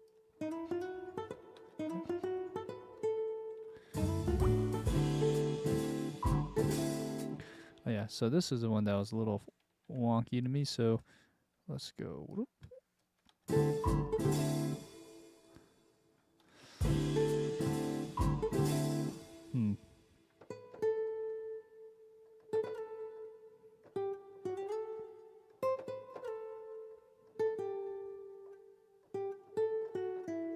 What if we go to F sharp?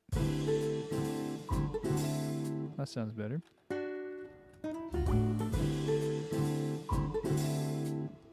And then this needs to be louder.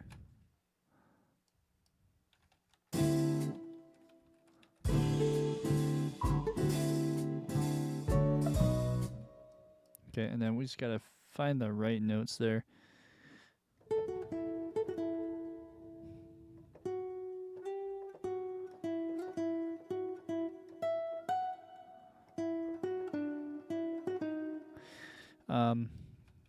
E, F sharp, D sharp.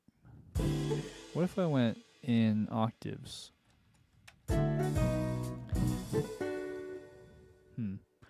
That could work. Let's let that ring out.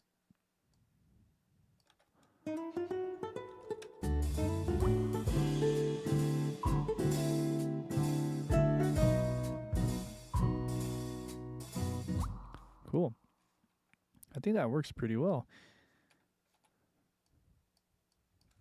Let's let that ring out all the way. I'm not sure if it can technically do that. Well, let's keep it going. Cool. I think that works really well. So, the nylon guitar really adds some kind of style and authenticity to all of this. I'm actually thinking now, should I do some of that here too? So, okay, so there's more programming here. I'm going, because I'm just thinking, oh, this can take some work, but this could add a lot. So it's just more getting the timing just right with everything. So one thing I could do to make it a little simpler is do, let's see, do all of this for the sustain, and then do all of this for the legato stuff and all the slurs.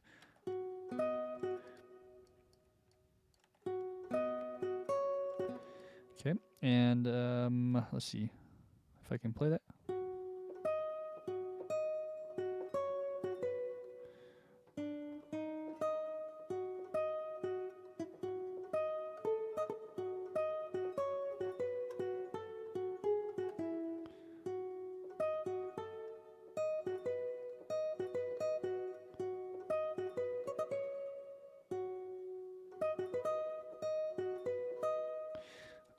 I'm just hearing something. Anyways.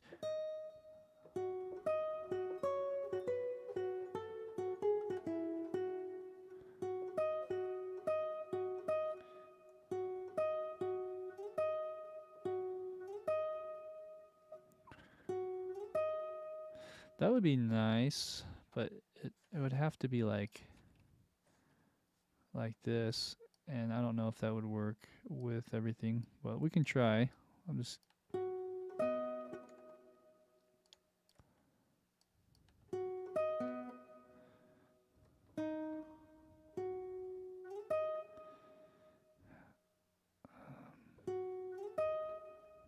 yeah, right?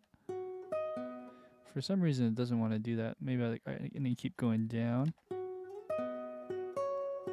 There you go.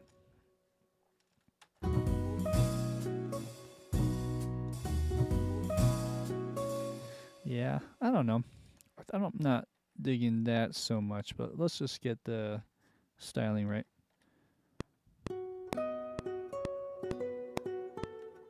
Okay, so this needs to go a little bit in more.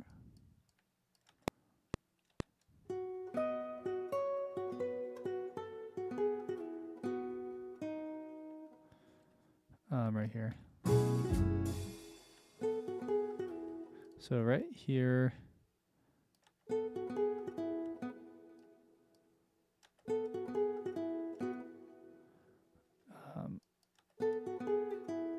There you go, there's a slur.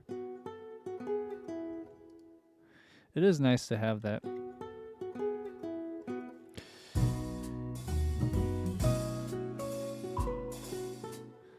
And because it's overlapping, you kind of have to push everything over.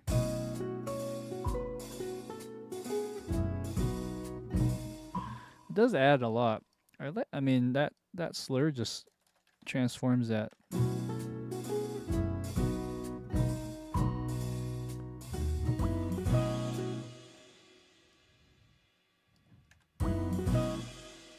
Okay.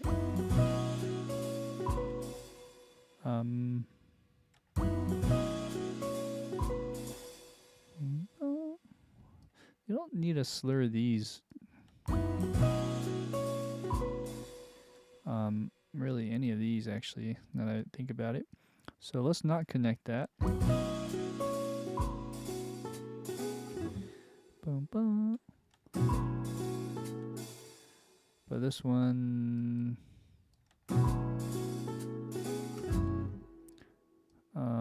let's not do that, but let's slur this. Dee da, dee da, dee da.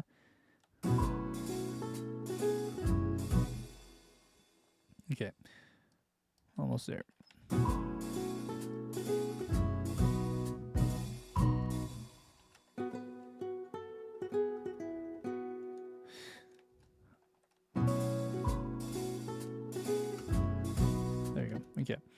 There's the slur.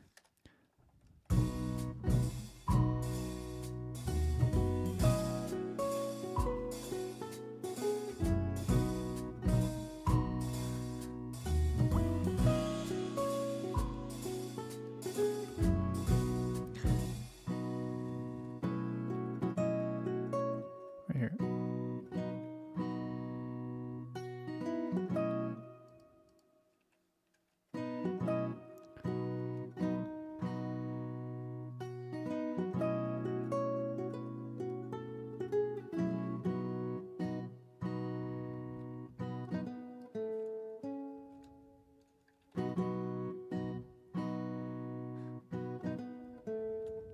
Let's make sure that one is heard.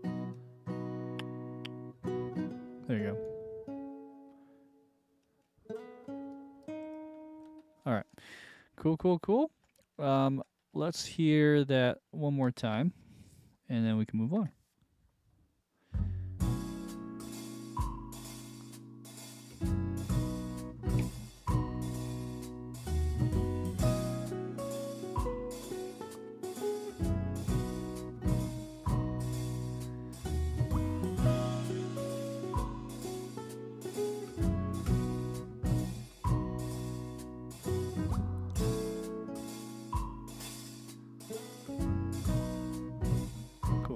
So right here, sounds a little quiet now. I brought it down too much, maybe.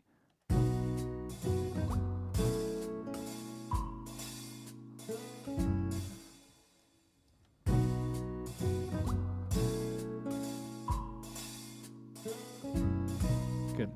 Okay, so what we could do here to just create a little more interest is let's add some vibraphone. Dee-dee-dee.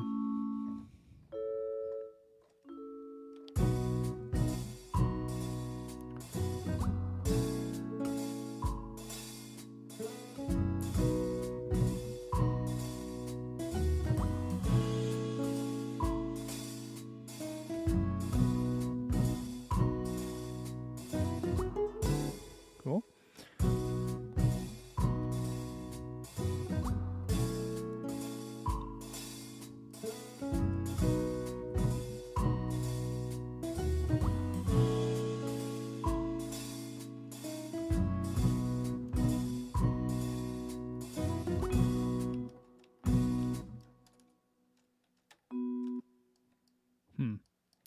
I didn't realize this is so low.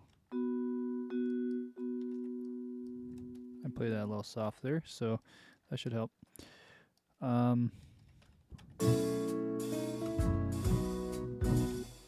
Actually, when it's played to the grid, it's actually ahead of the beat. So maybe I gotta be careful here.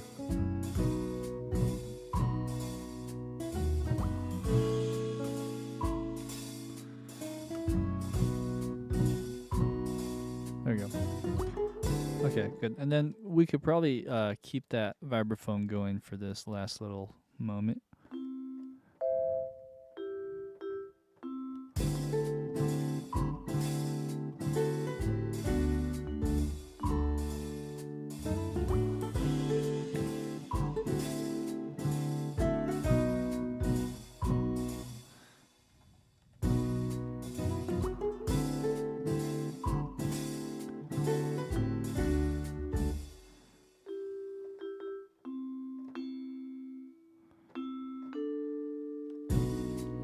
We're just doing 2 mallets here. I wonder if I should match that with bass.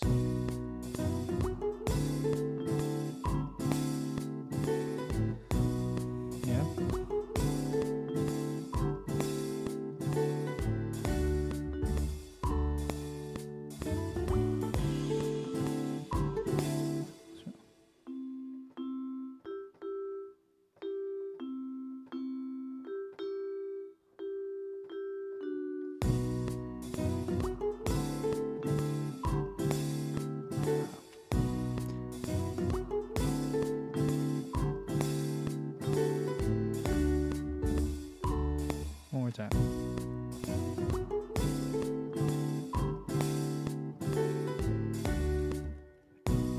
One more time.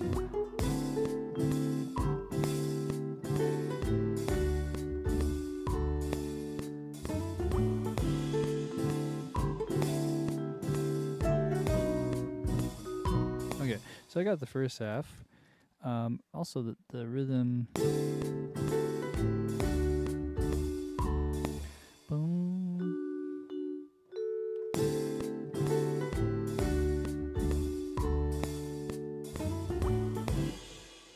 Okay, so we're adjusting this.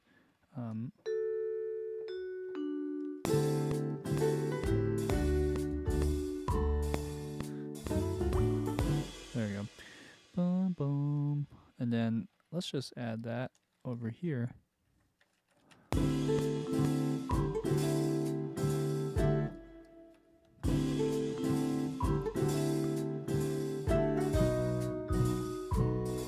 Boom, boom, boom.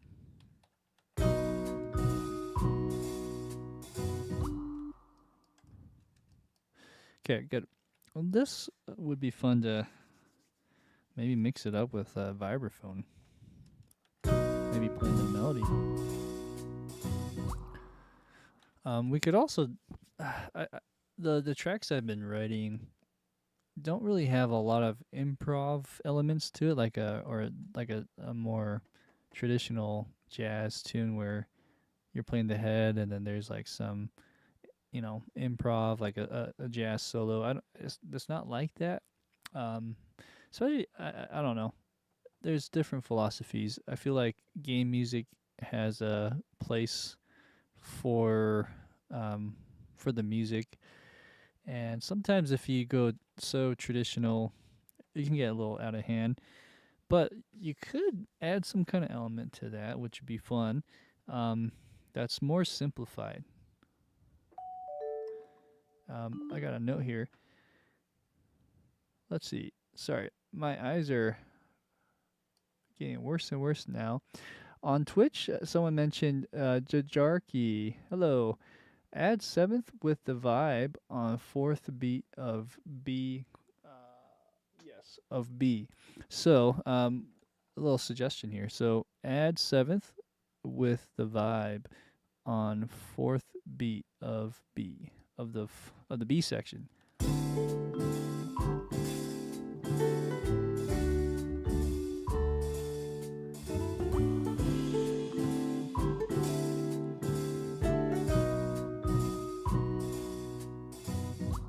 Okay, bum bum, something like that. I see what you're saying. I think that's what you meant, right, Jajarki? Right there. Okay, thank you.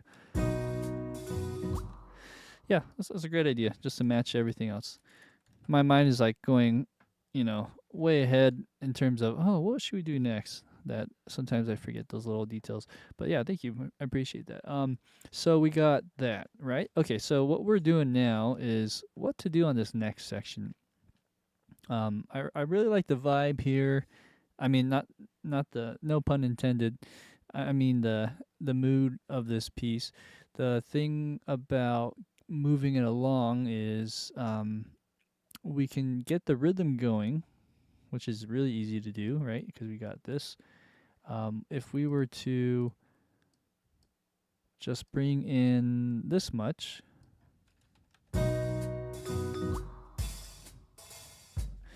that could help a lot. Although, I just heard something. I think it's this. Wow, that really was loud. So what I'm hearing is that hi-hat, that first hi-hat hit is jarring. So let's fix that. Yeah, it's all of these first notes. Okay. Also, I think I'm going to add a little like that. Okay, and then what if we add a little? Sorry, there you go. A little that, or maybe that. in the beginning. Although that's not realistic, huh? I mean, I guess you could play it with the left hand. Psh, yeah, so that could work. A little bit softer.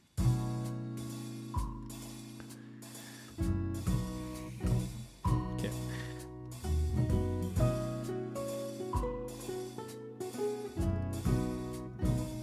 Good. I'm missing the crash, I feel, over here. So let's just make sure that, yeah, I should have something. There you go. Just a signal in. There's your melody.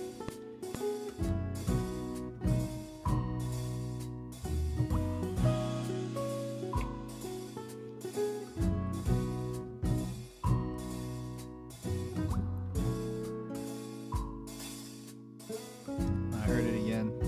What was that? Must have been this. No? Oh, right there. Why is it so loud?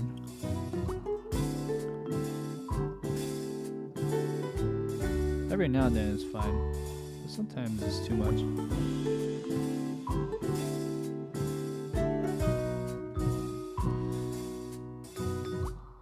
Okay, all right. So I was waiting for that to go through so I can add a little drum fill.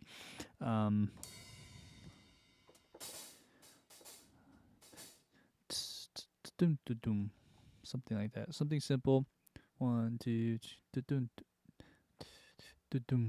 even like that. 1, 2, 3.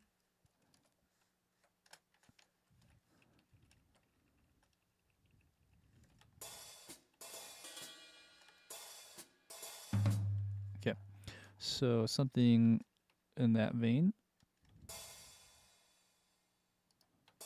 There you go.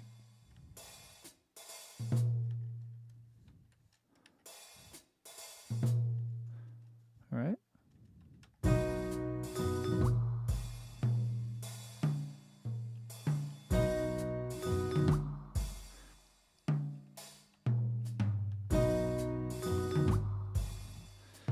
They're all good. I'm leaning towards this one. Okay, then we'll add a little.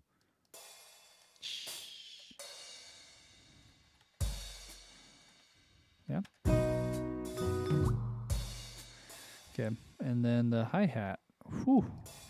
Sometimes it gets so loud.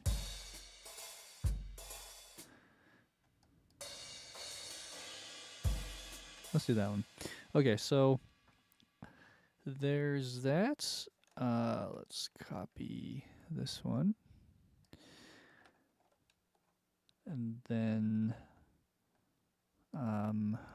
this water thing, I mean, why not? Let's just keep adding that in.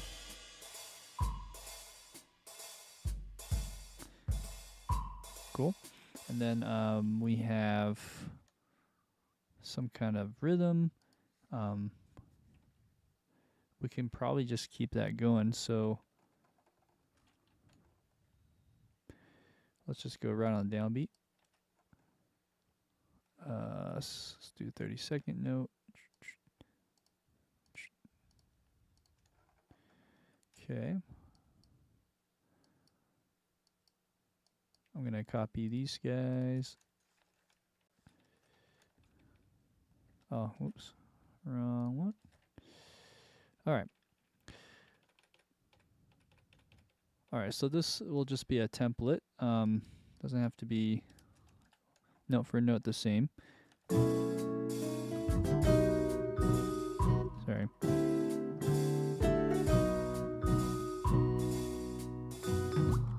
Cool. In context, this is kind of loud. Maybe the velocity. And this needs to change chord to D.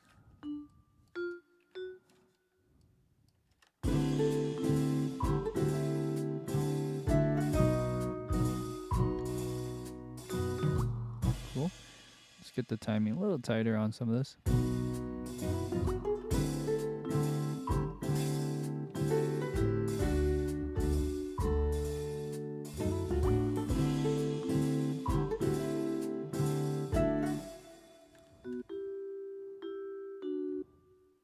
Is it, it's D from what I remember.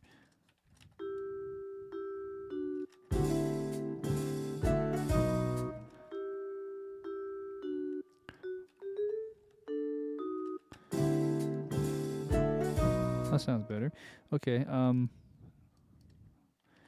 let's move on, shall we? So now let's listen to the next part.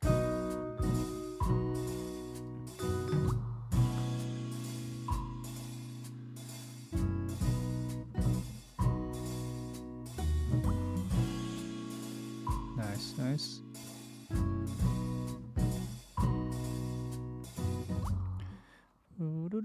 Okay, so I mean, it's nice just as is with the rhythm section.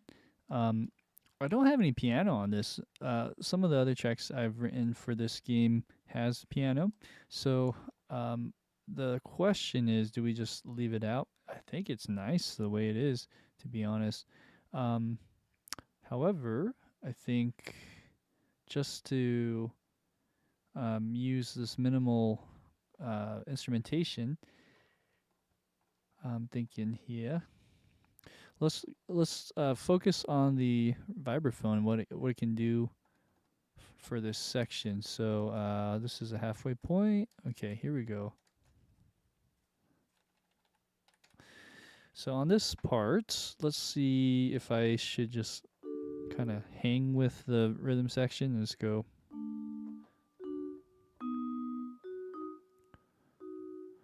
Or something like, what am I trying to do?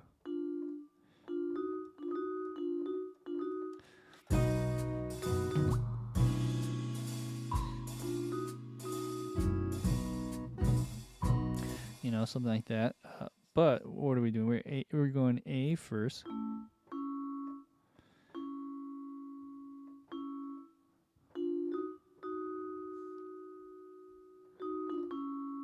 Something like that. Or you can go.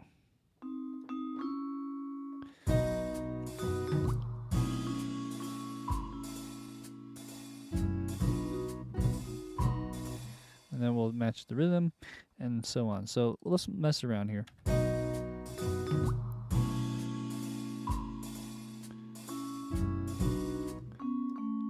3, 4, 1, 2.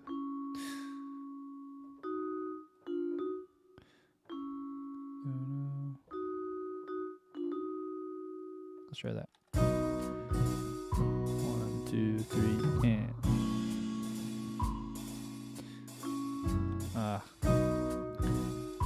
1, 2, 3.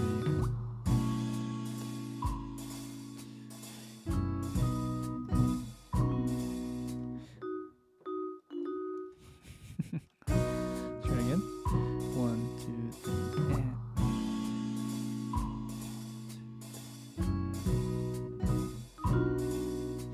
I just gotta get my fingerings in the right spots.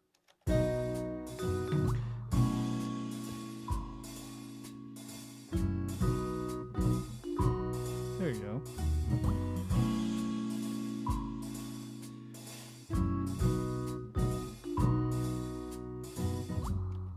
And there's that 4 and again. Jajarki mentioned earlier. Let's do that again. Bum bum.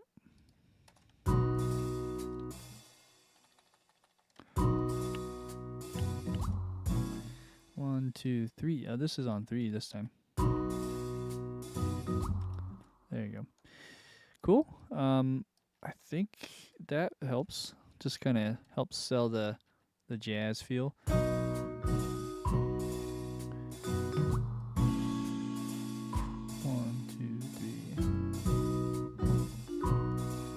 Good. So I'm gonna level the volume. Oops, this keeps jumping around. I'm gonna level the volume of the vibraphone just overall.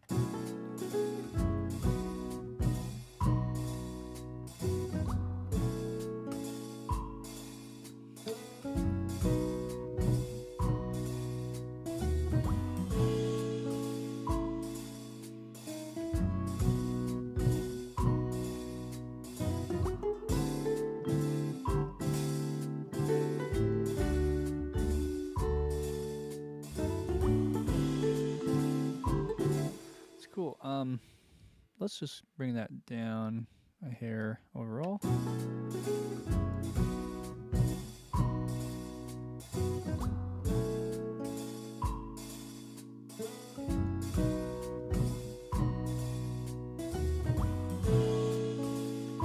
Oh, man, every time it does that, it just jumps.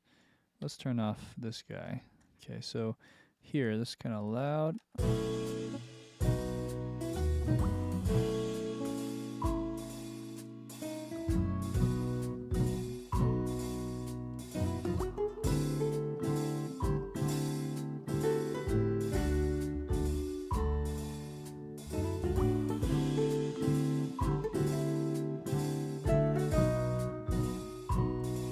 Cool. All right, so not bad. I think some of these notes are just a bit loud. Normally you use a compressor if it was audio, but luckily with MIDI you can sort of manually compress everything.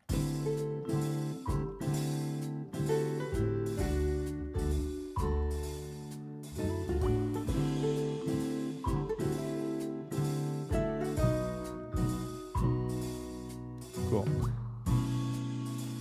And then even that, it's just a hair loud.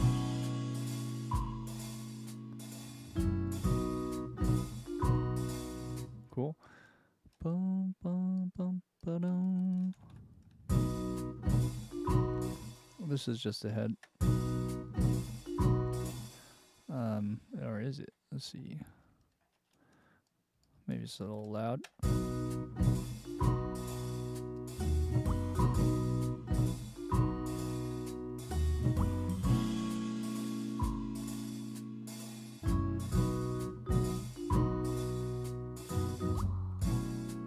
Cool.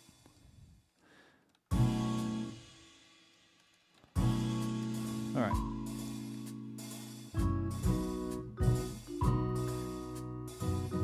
Very nice. Okay, so we have this nice instrumental break. Let's just call this break, meaning no melody. And then let's move on. So now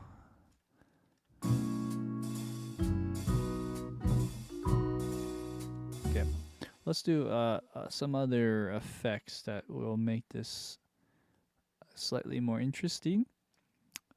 Let's go back to the drums. I don't think we need anything with a kick. Let's see what we can do with our hands to make it a little bit different.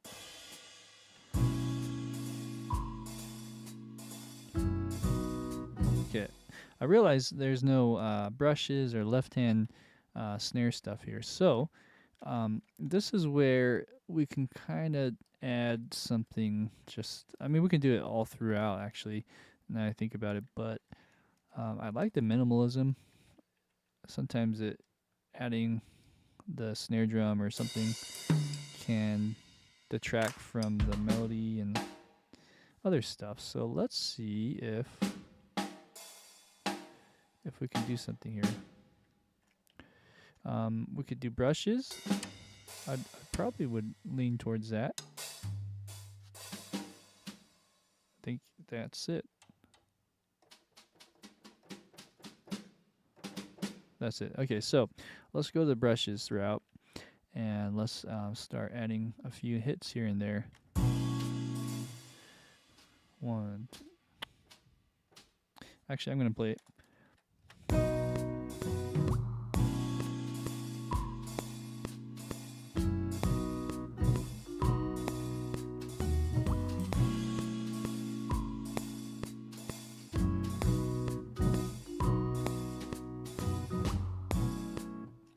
Again. Yeah. 2, 3, and...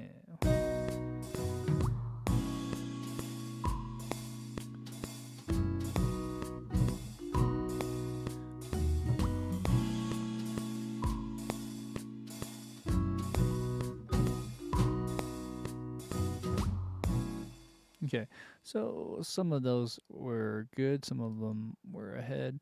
Let's just tighten that up. Sometimes a 16th is better.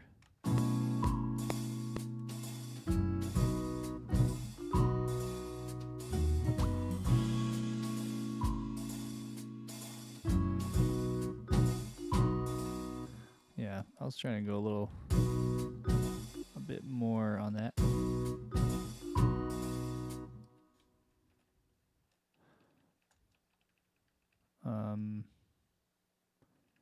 I think there's a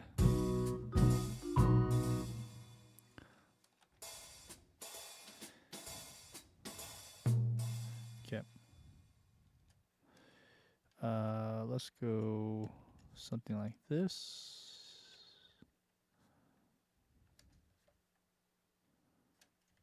Oops, wrong buttons. Let's go do do doom.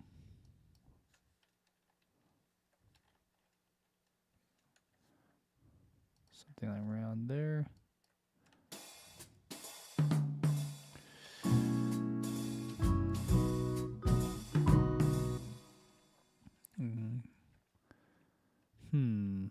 Let's think about that.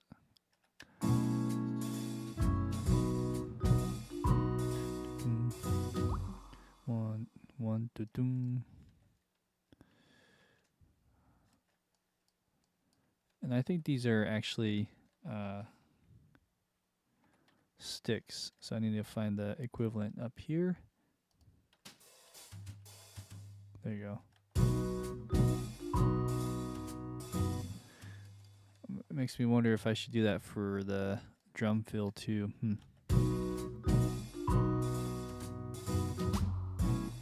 Yeah, there you go. A little louder. Nope.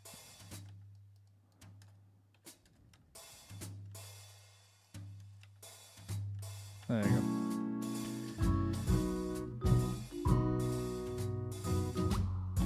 Ah, that's so nice. Okay, so I might want to do that both times. Let's see, right here. Yeah, so doo-doom is nice. What if we did the equivalent of that with brushes, which is somewhere around here.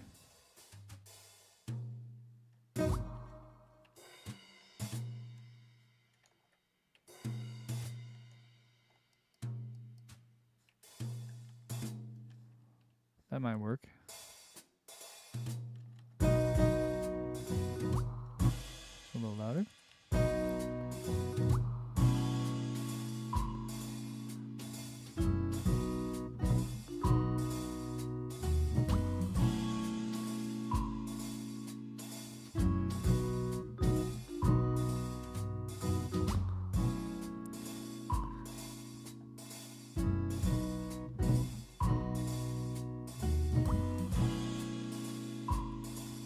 Okay, cool. Now, do we do it twice as long, or do we just go right into the melody? Let's listen to it how it would sound with the melody. Now, I did mention, what if we did something with the vibraphone switching off in the melody? Would be kind of fun too. So let's have a look-see, and maybe I'll grab this one. And let's go over here, add that in. We'll go about here. Oh, I'm missing the other stuff. I thought that was muted. Okay, so let's save this just in case. You never know. I'm going to have to grab this one instead. The other one didn't have those legato timing issues that I was not wanting to mess with. But okay, so over here I do have to quantize these because this was for the scripting of the legatos. So there's that. Let's bring down this by 30 and compress that again. Oh man, it goes back up, doesn't it? That's cool. What about octave lower?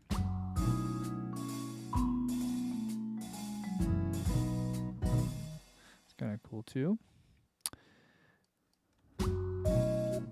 Okay, so these sounds can go down.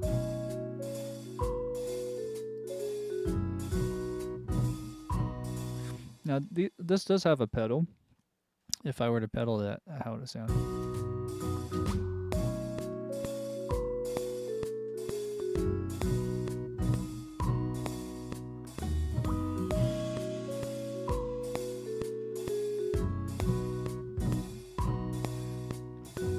Okay, let's fix one thing.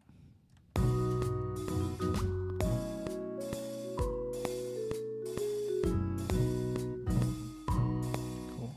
And then let's also put some double stops in here. Dee dee doo, dee dee doo doo. Yeah, so we can do something like what are we? We're doing B, right?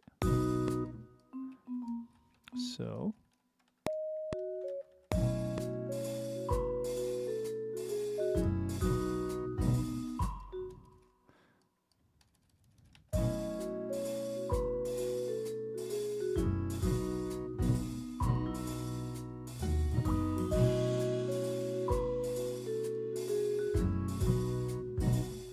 cool.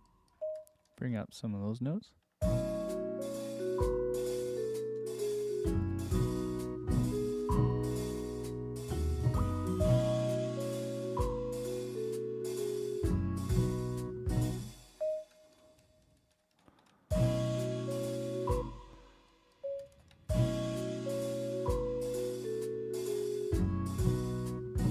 Cool.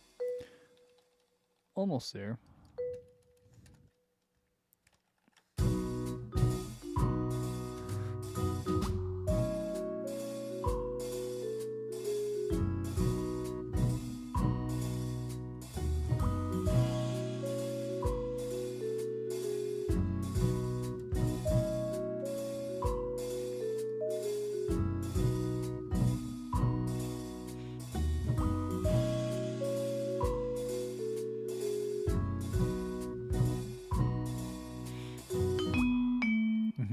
And that all sounds really loud. That's okay. So we're pretty much there on that section. This is the first A. Second A, I'm not sure if we keep going with that same melody even, or if we do something a little different.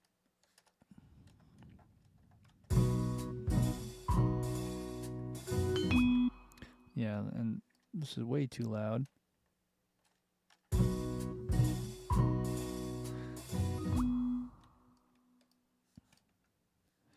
I have a thought to change it. So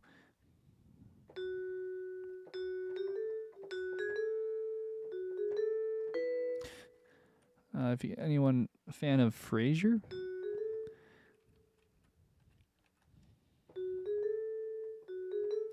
green eggs and scrambled eggs, green ham and forget the song.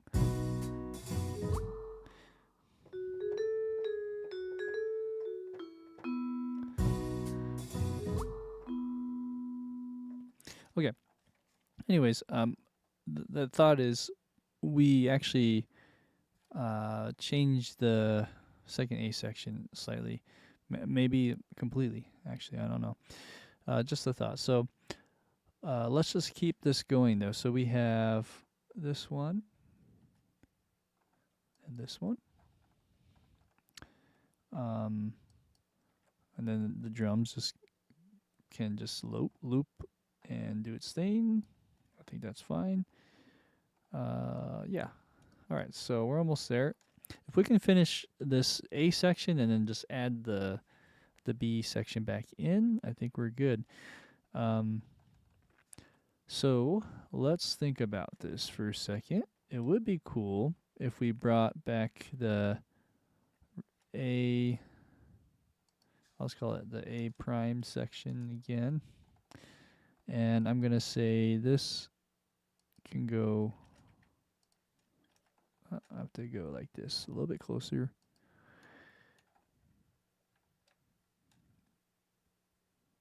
Yeah, actually, let's just copy that whole thing over. So right there. Let me undo that and try again. There we go. So let's put this over to where this is. Listen back on that. I think I might have deadened the melody here too much. It was piercing my ears a bit with the vibraphone, so that's why I brought it down.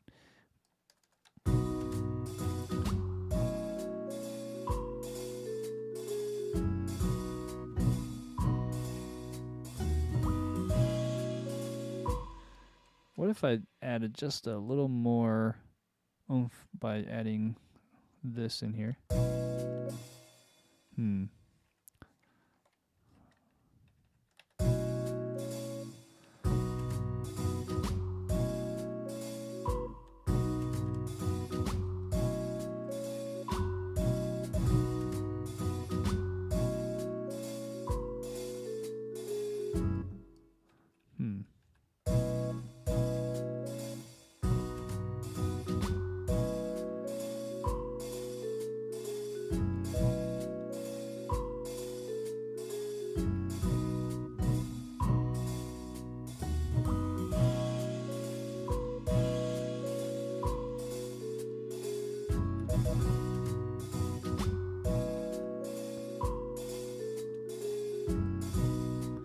It's a little bit quieter on the B. It should be good.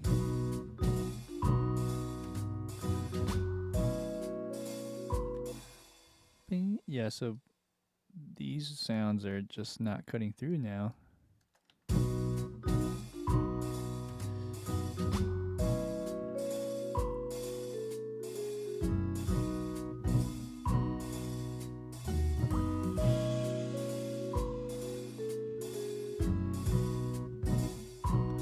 Good. So this one is a bit loud, the guitar, so I'm going to bring that down.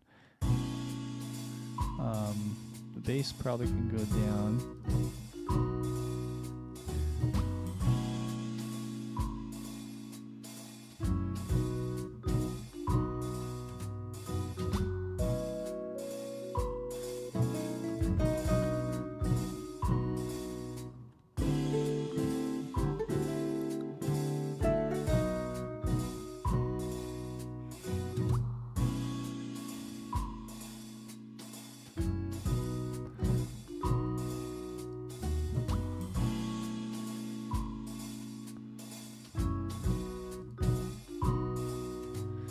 I think I need to bring all of this down too, actually. Maybe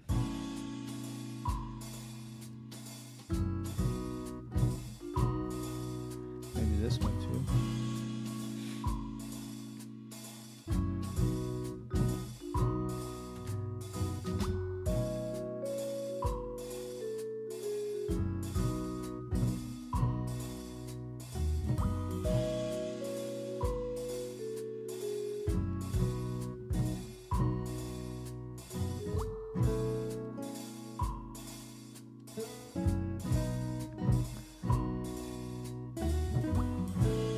Cool. So that do is missing here.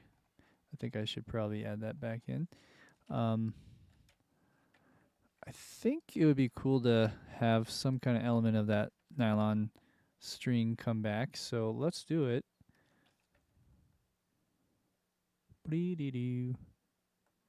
So let's add that in.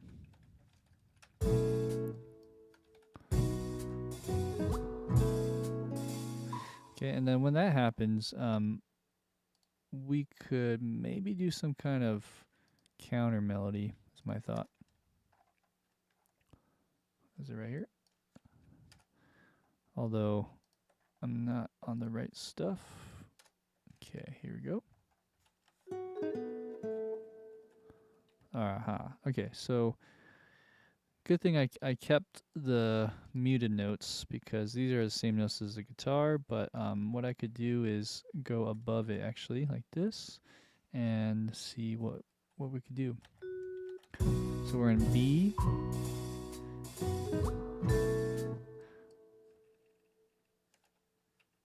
And this is actually an A chord. Also, this should be all down a bit.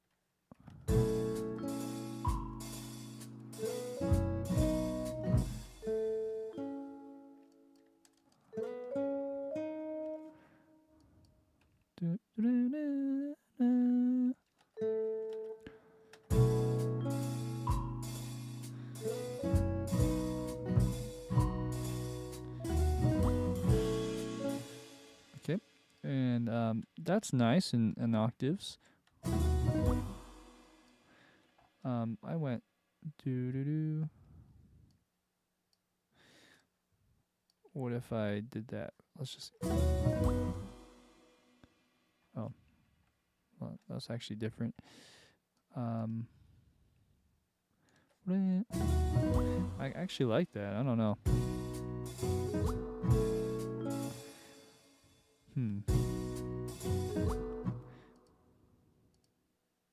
What if I copied this?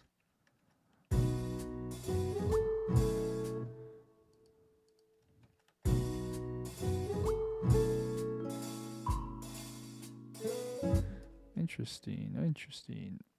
I'm just gonna double check one thing.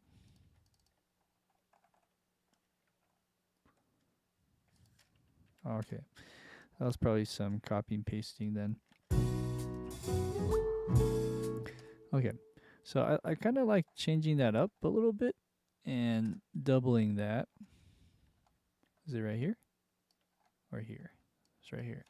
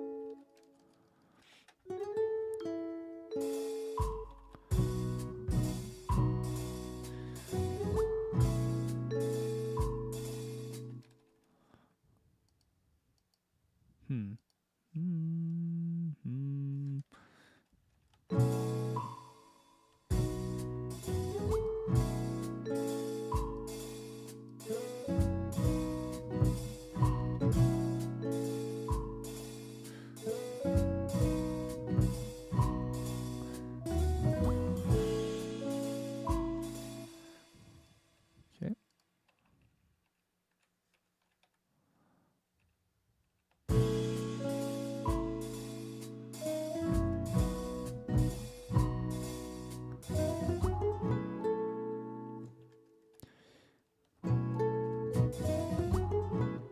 Okay, well, let's get the timing on this a little better.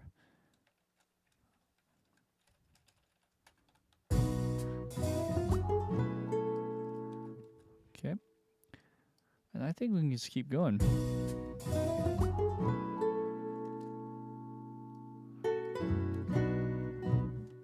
Uh-oh.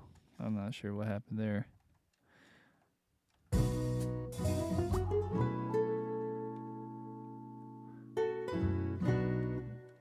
What? What happened there? Oh. Am I in the wrong spot? Oh, I know what's wrong. Okay, so we need to change this part. If we can change this part, then I think we got it. Okay, this goes to that B section, which has this D chord.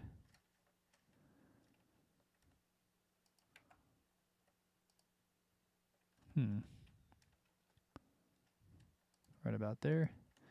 Hey, thanks, Sam, for hanging out. Thanks for saying hi. Have a great night. Okay, so right here. Boom. Let's take this and put that right there.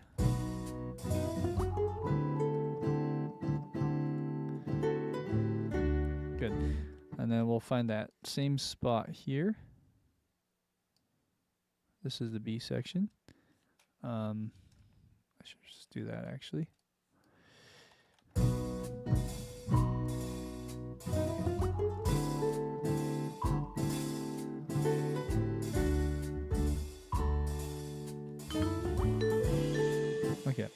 Good, good, good. So now that we got the right chords, it'll sound a lot better in context. Let's look at what the vibraphone is doing.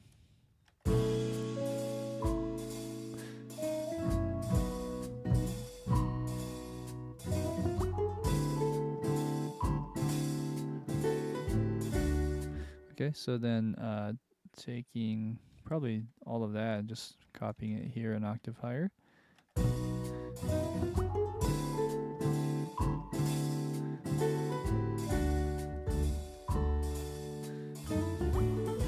Okay, and let's get the timing of this better.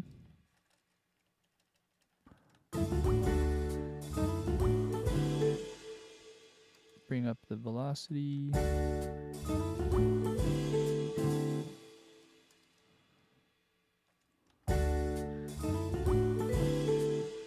Bring this an octave higher.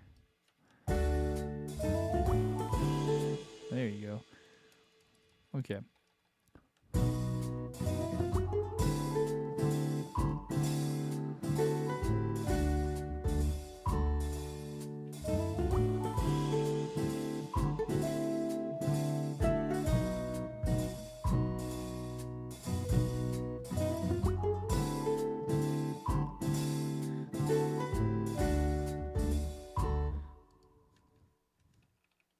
Let's see if we can change that up a bit.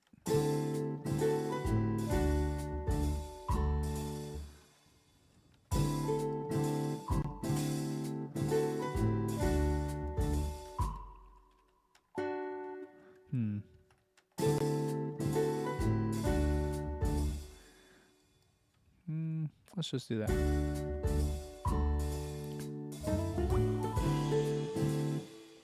Bring up that note.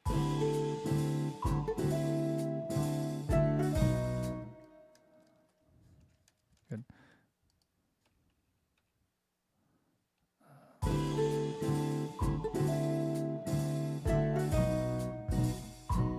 Good. All right, cool.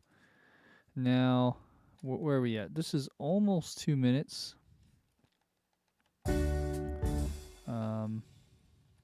Yeah. So we could call it right here. And then this could actually loop. So it's a 2-minute loop. And after that, it would sound like this. So we go here to here. Let's just do that much.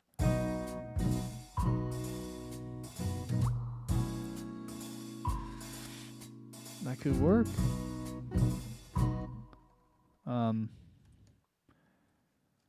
So let's see.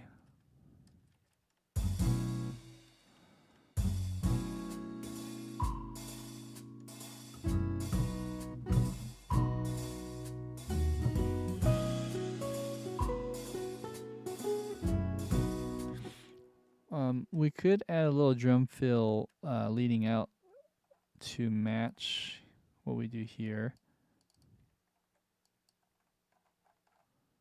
Let's see.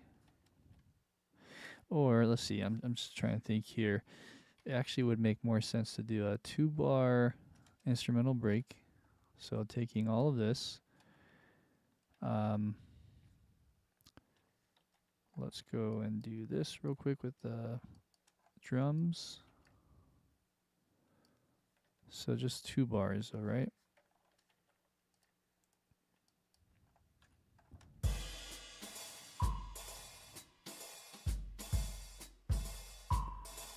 And then go back into the last thing. Yeah, so I think this would be better. 1, 2, 3, 4, 1, 2, 3, 4. That's actually this much. 2 bars here. Let's test this real quick. There you go. 1, 2, 3, 4, 2, 2, 3, 4. Oh yeah, and then I have to loop this here.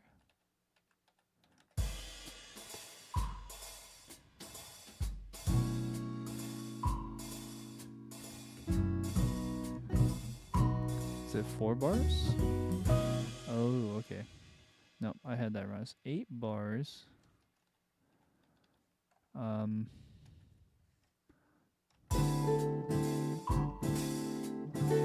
okay. So this is right.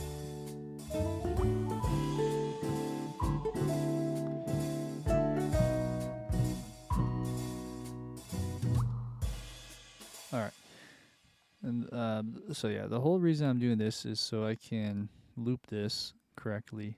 So let's take out the vibraphone. Let's put this in. Let's put this in. Oops.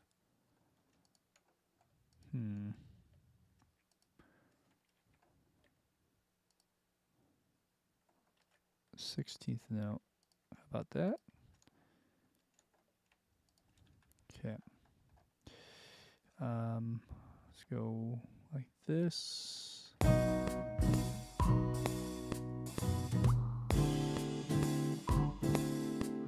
Oh, that's not the right spot. Okay, this is the right spot right here. For some reason, I was in the wrong spot. So what do we just grab this, grab this. Let's go over here. Gotta make sure I'm on snap mode. Try again. There we go. Okay, so over here, we're gonna just delete that.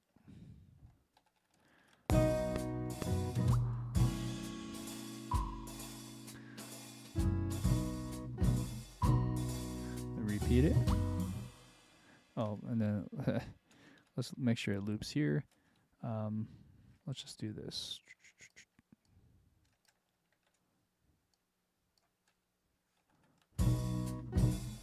One, two, three, and nice. That should loop pretty well.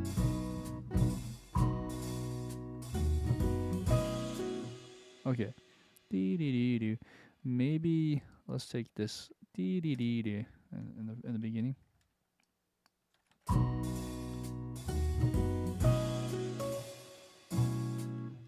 Let's go dun dun.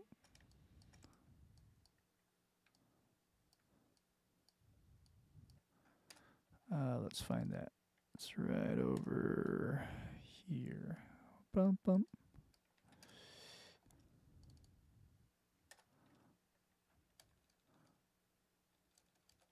Okay. Dun dun dun dun dun dun dun dun. Let's actually do a little bit different.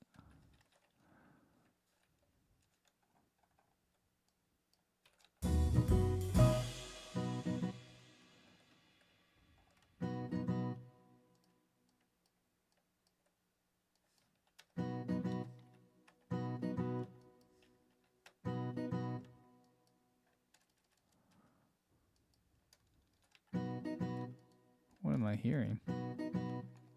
Why does that sound so weird?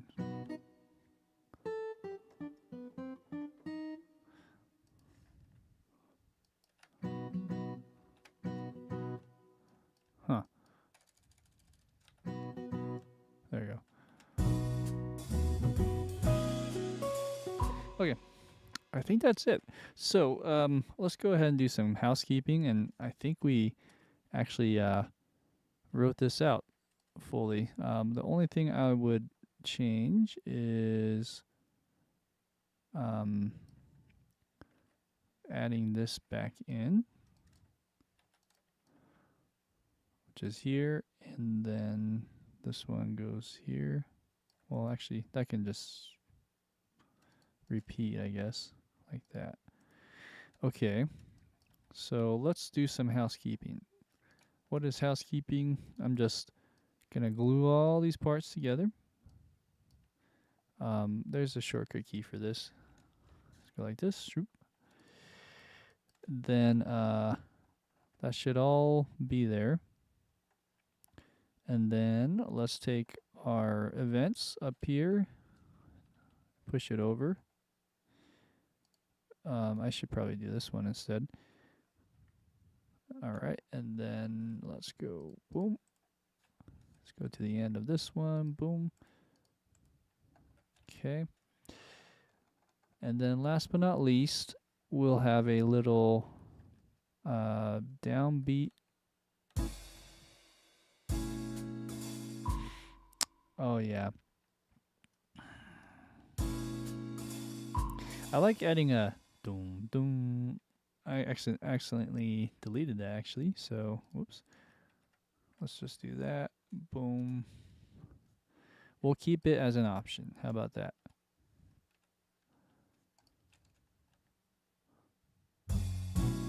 There you go. Yeah. This one's a little loud.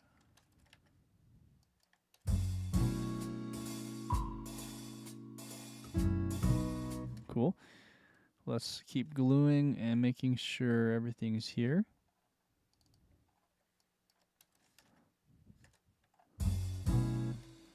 Okay, I think we got it. Yes? All right. So let's go ahead, looking in here. I'm just going to make sure there's no muted notes. Let's delete that. And then let's look through all our MIDI data. There's a lot.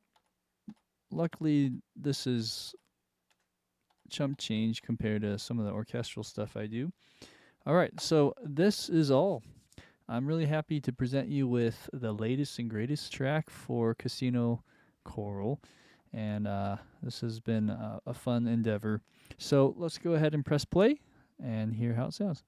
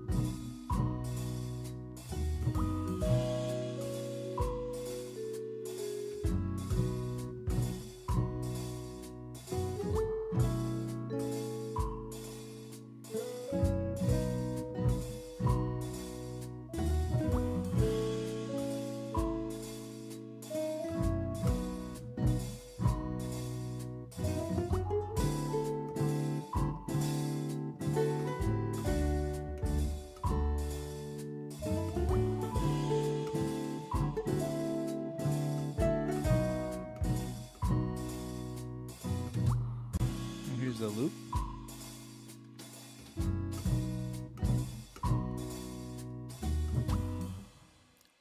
And I would loop right there. I looped it a little wonky there, but yeah, that's the idea. In hindsight, I feel like I would put back the melody here at A, because it does seem a little empty. It was a nice idea just to do the vibraphone by itself, but I think we might just have to put that back in. So if we're to go right here and just take this snippet and go over here. Well, actually, what's the best way to do that? Let's just go like this. Sorry, I thought I snapped that. There we go. And I think if we just add this back in, it'll sound great. Let's just go like this. Make sure that there's no weird overlapping that can cause some issues. And it would sound something like this. Maybe a little quieter.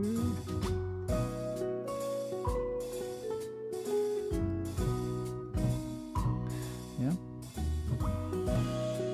Let's go a little bit quieter.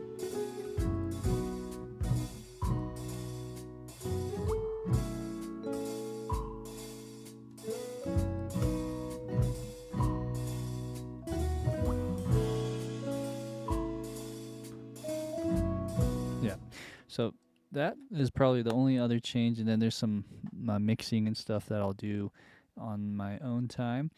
But thank you for watching, guys. That was a blast to write and make for a live stream. So if you guys enjoyed the video, please like and subscribe, share it with your friends, and I will see you next time. Take care, guys.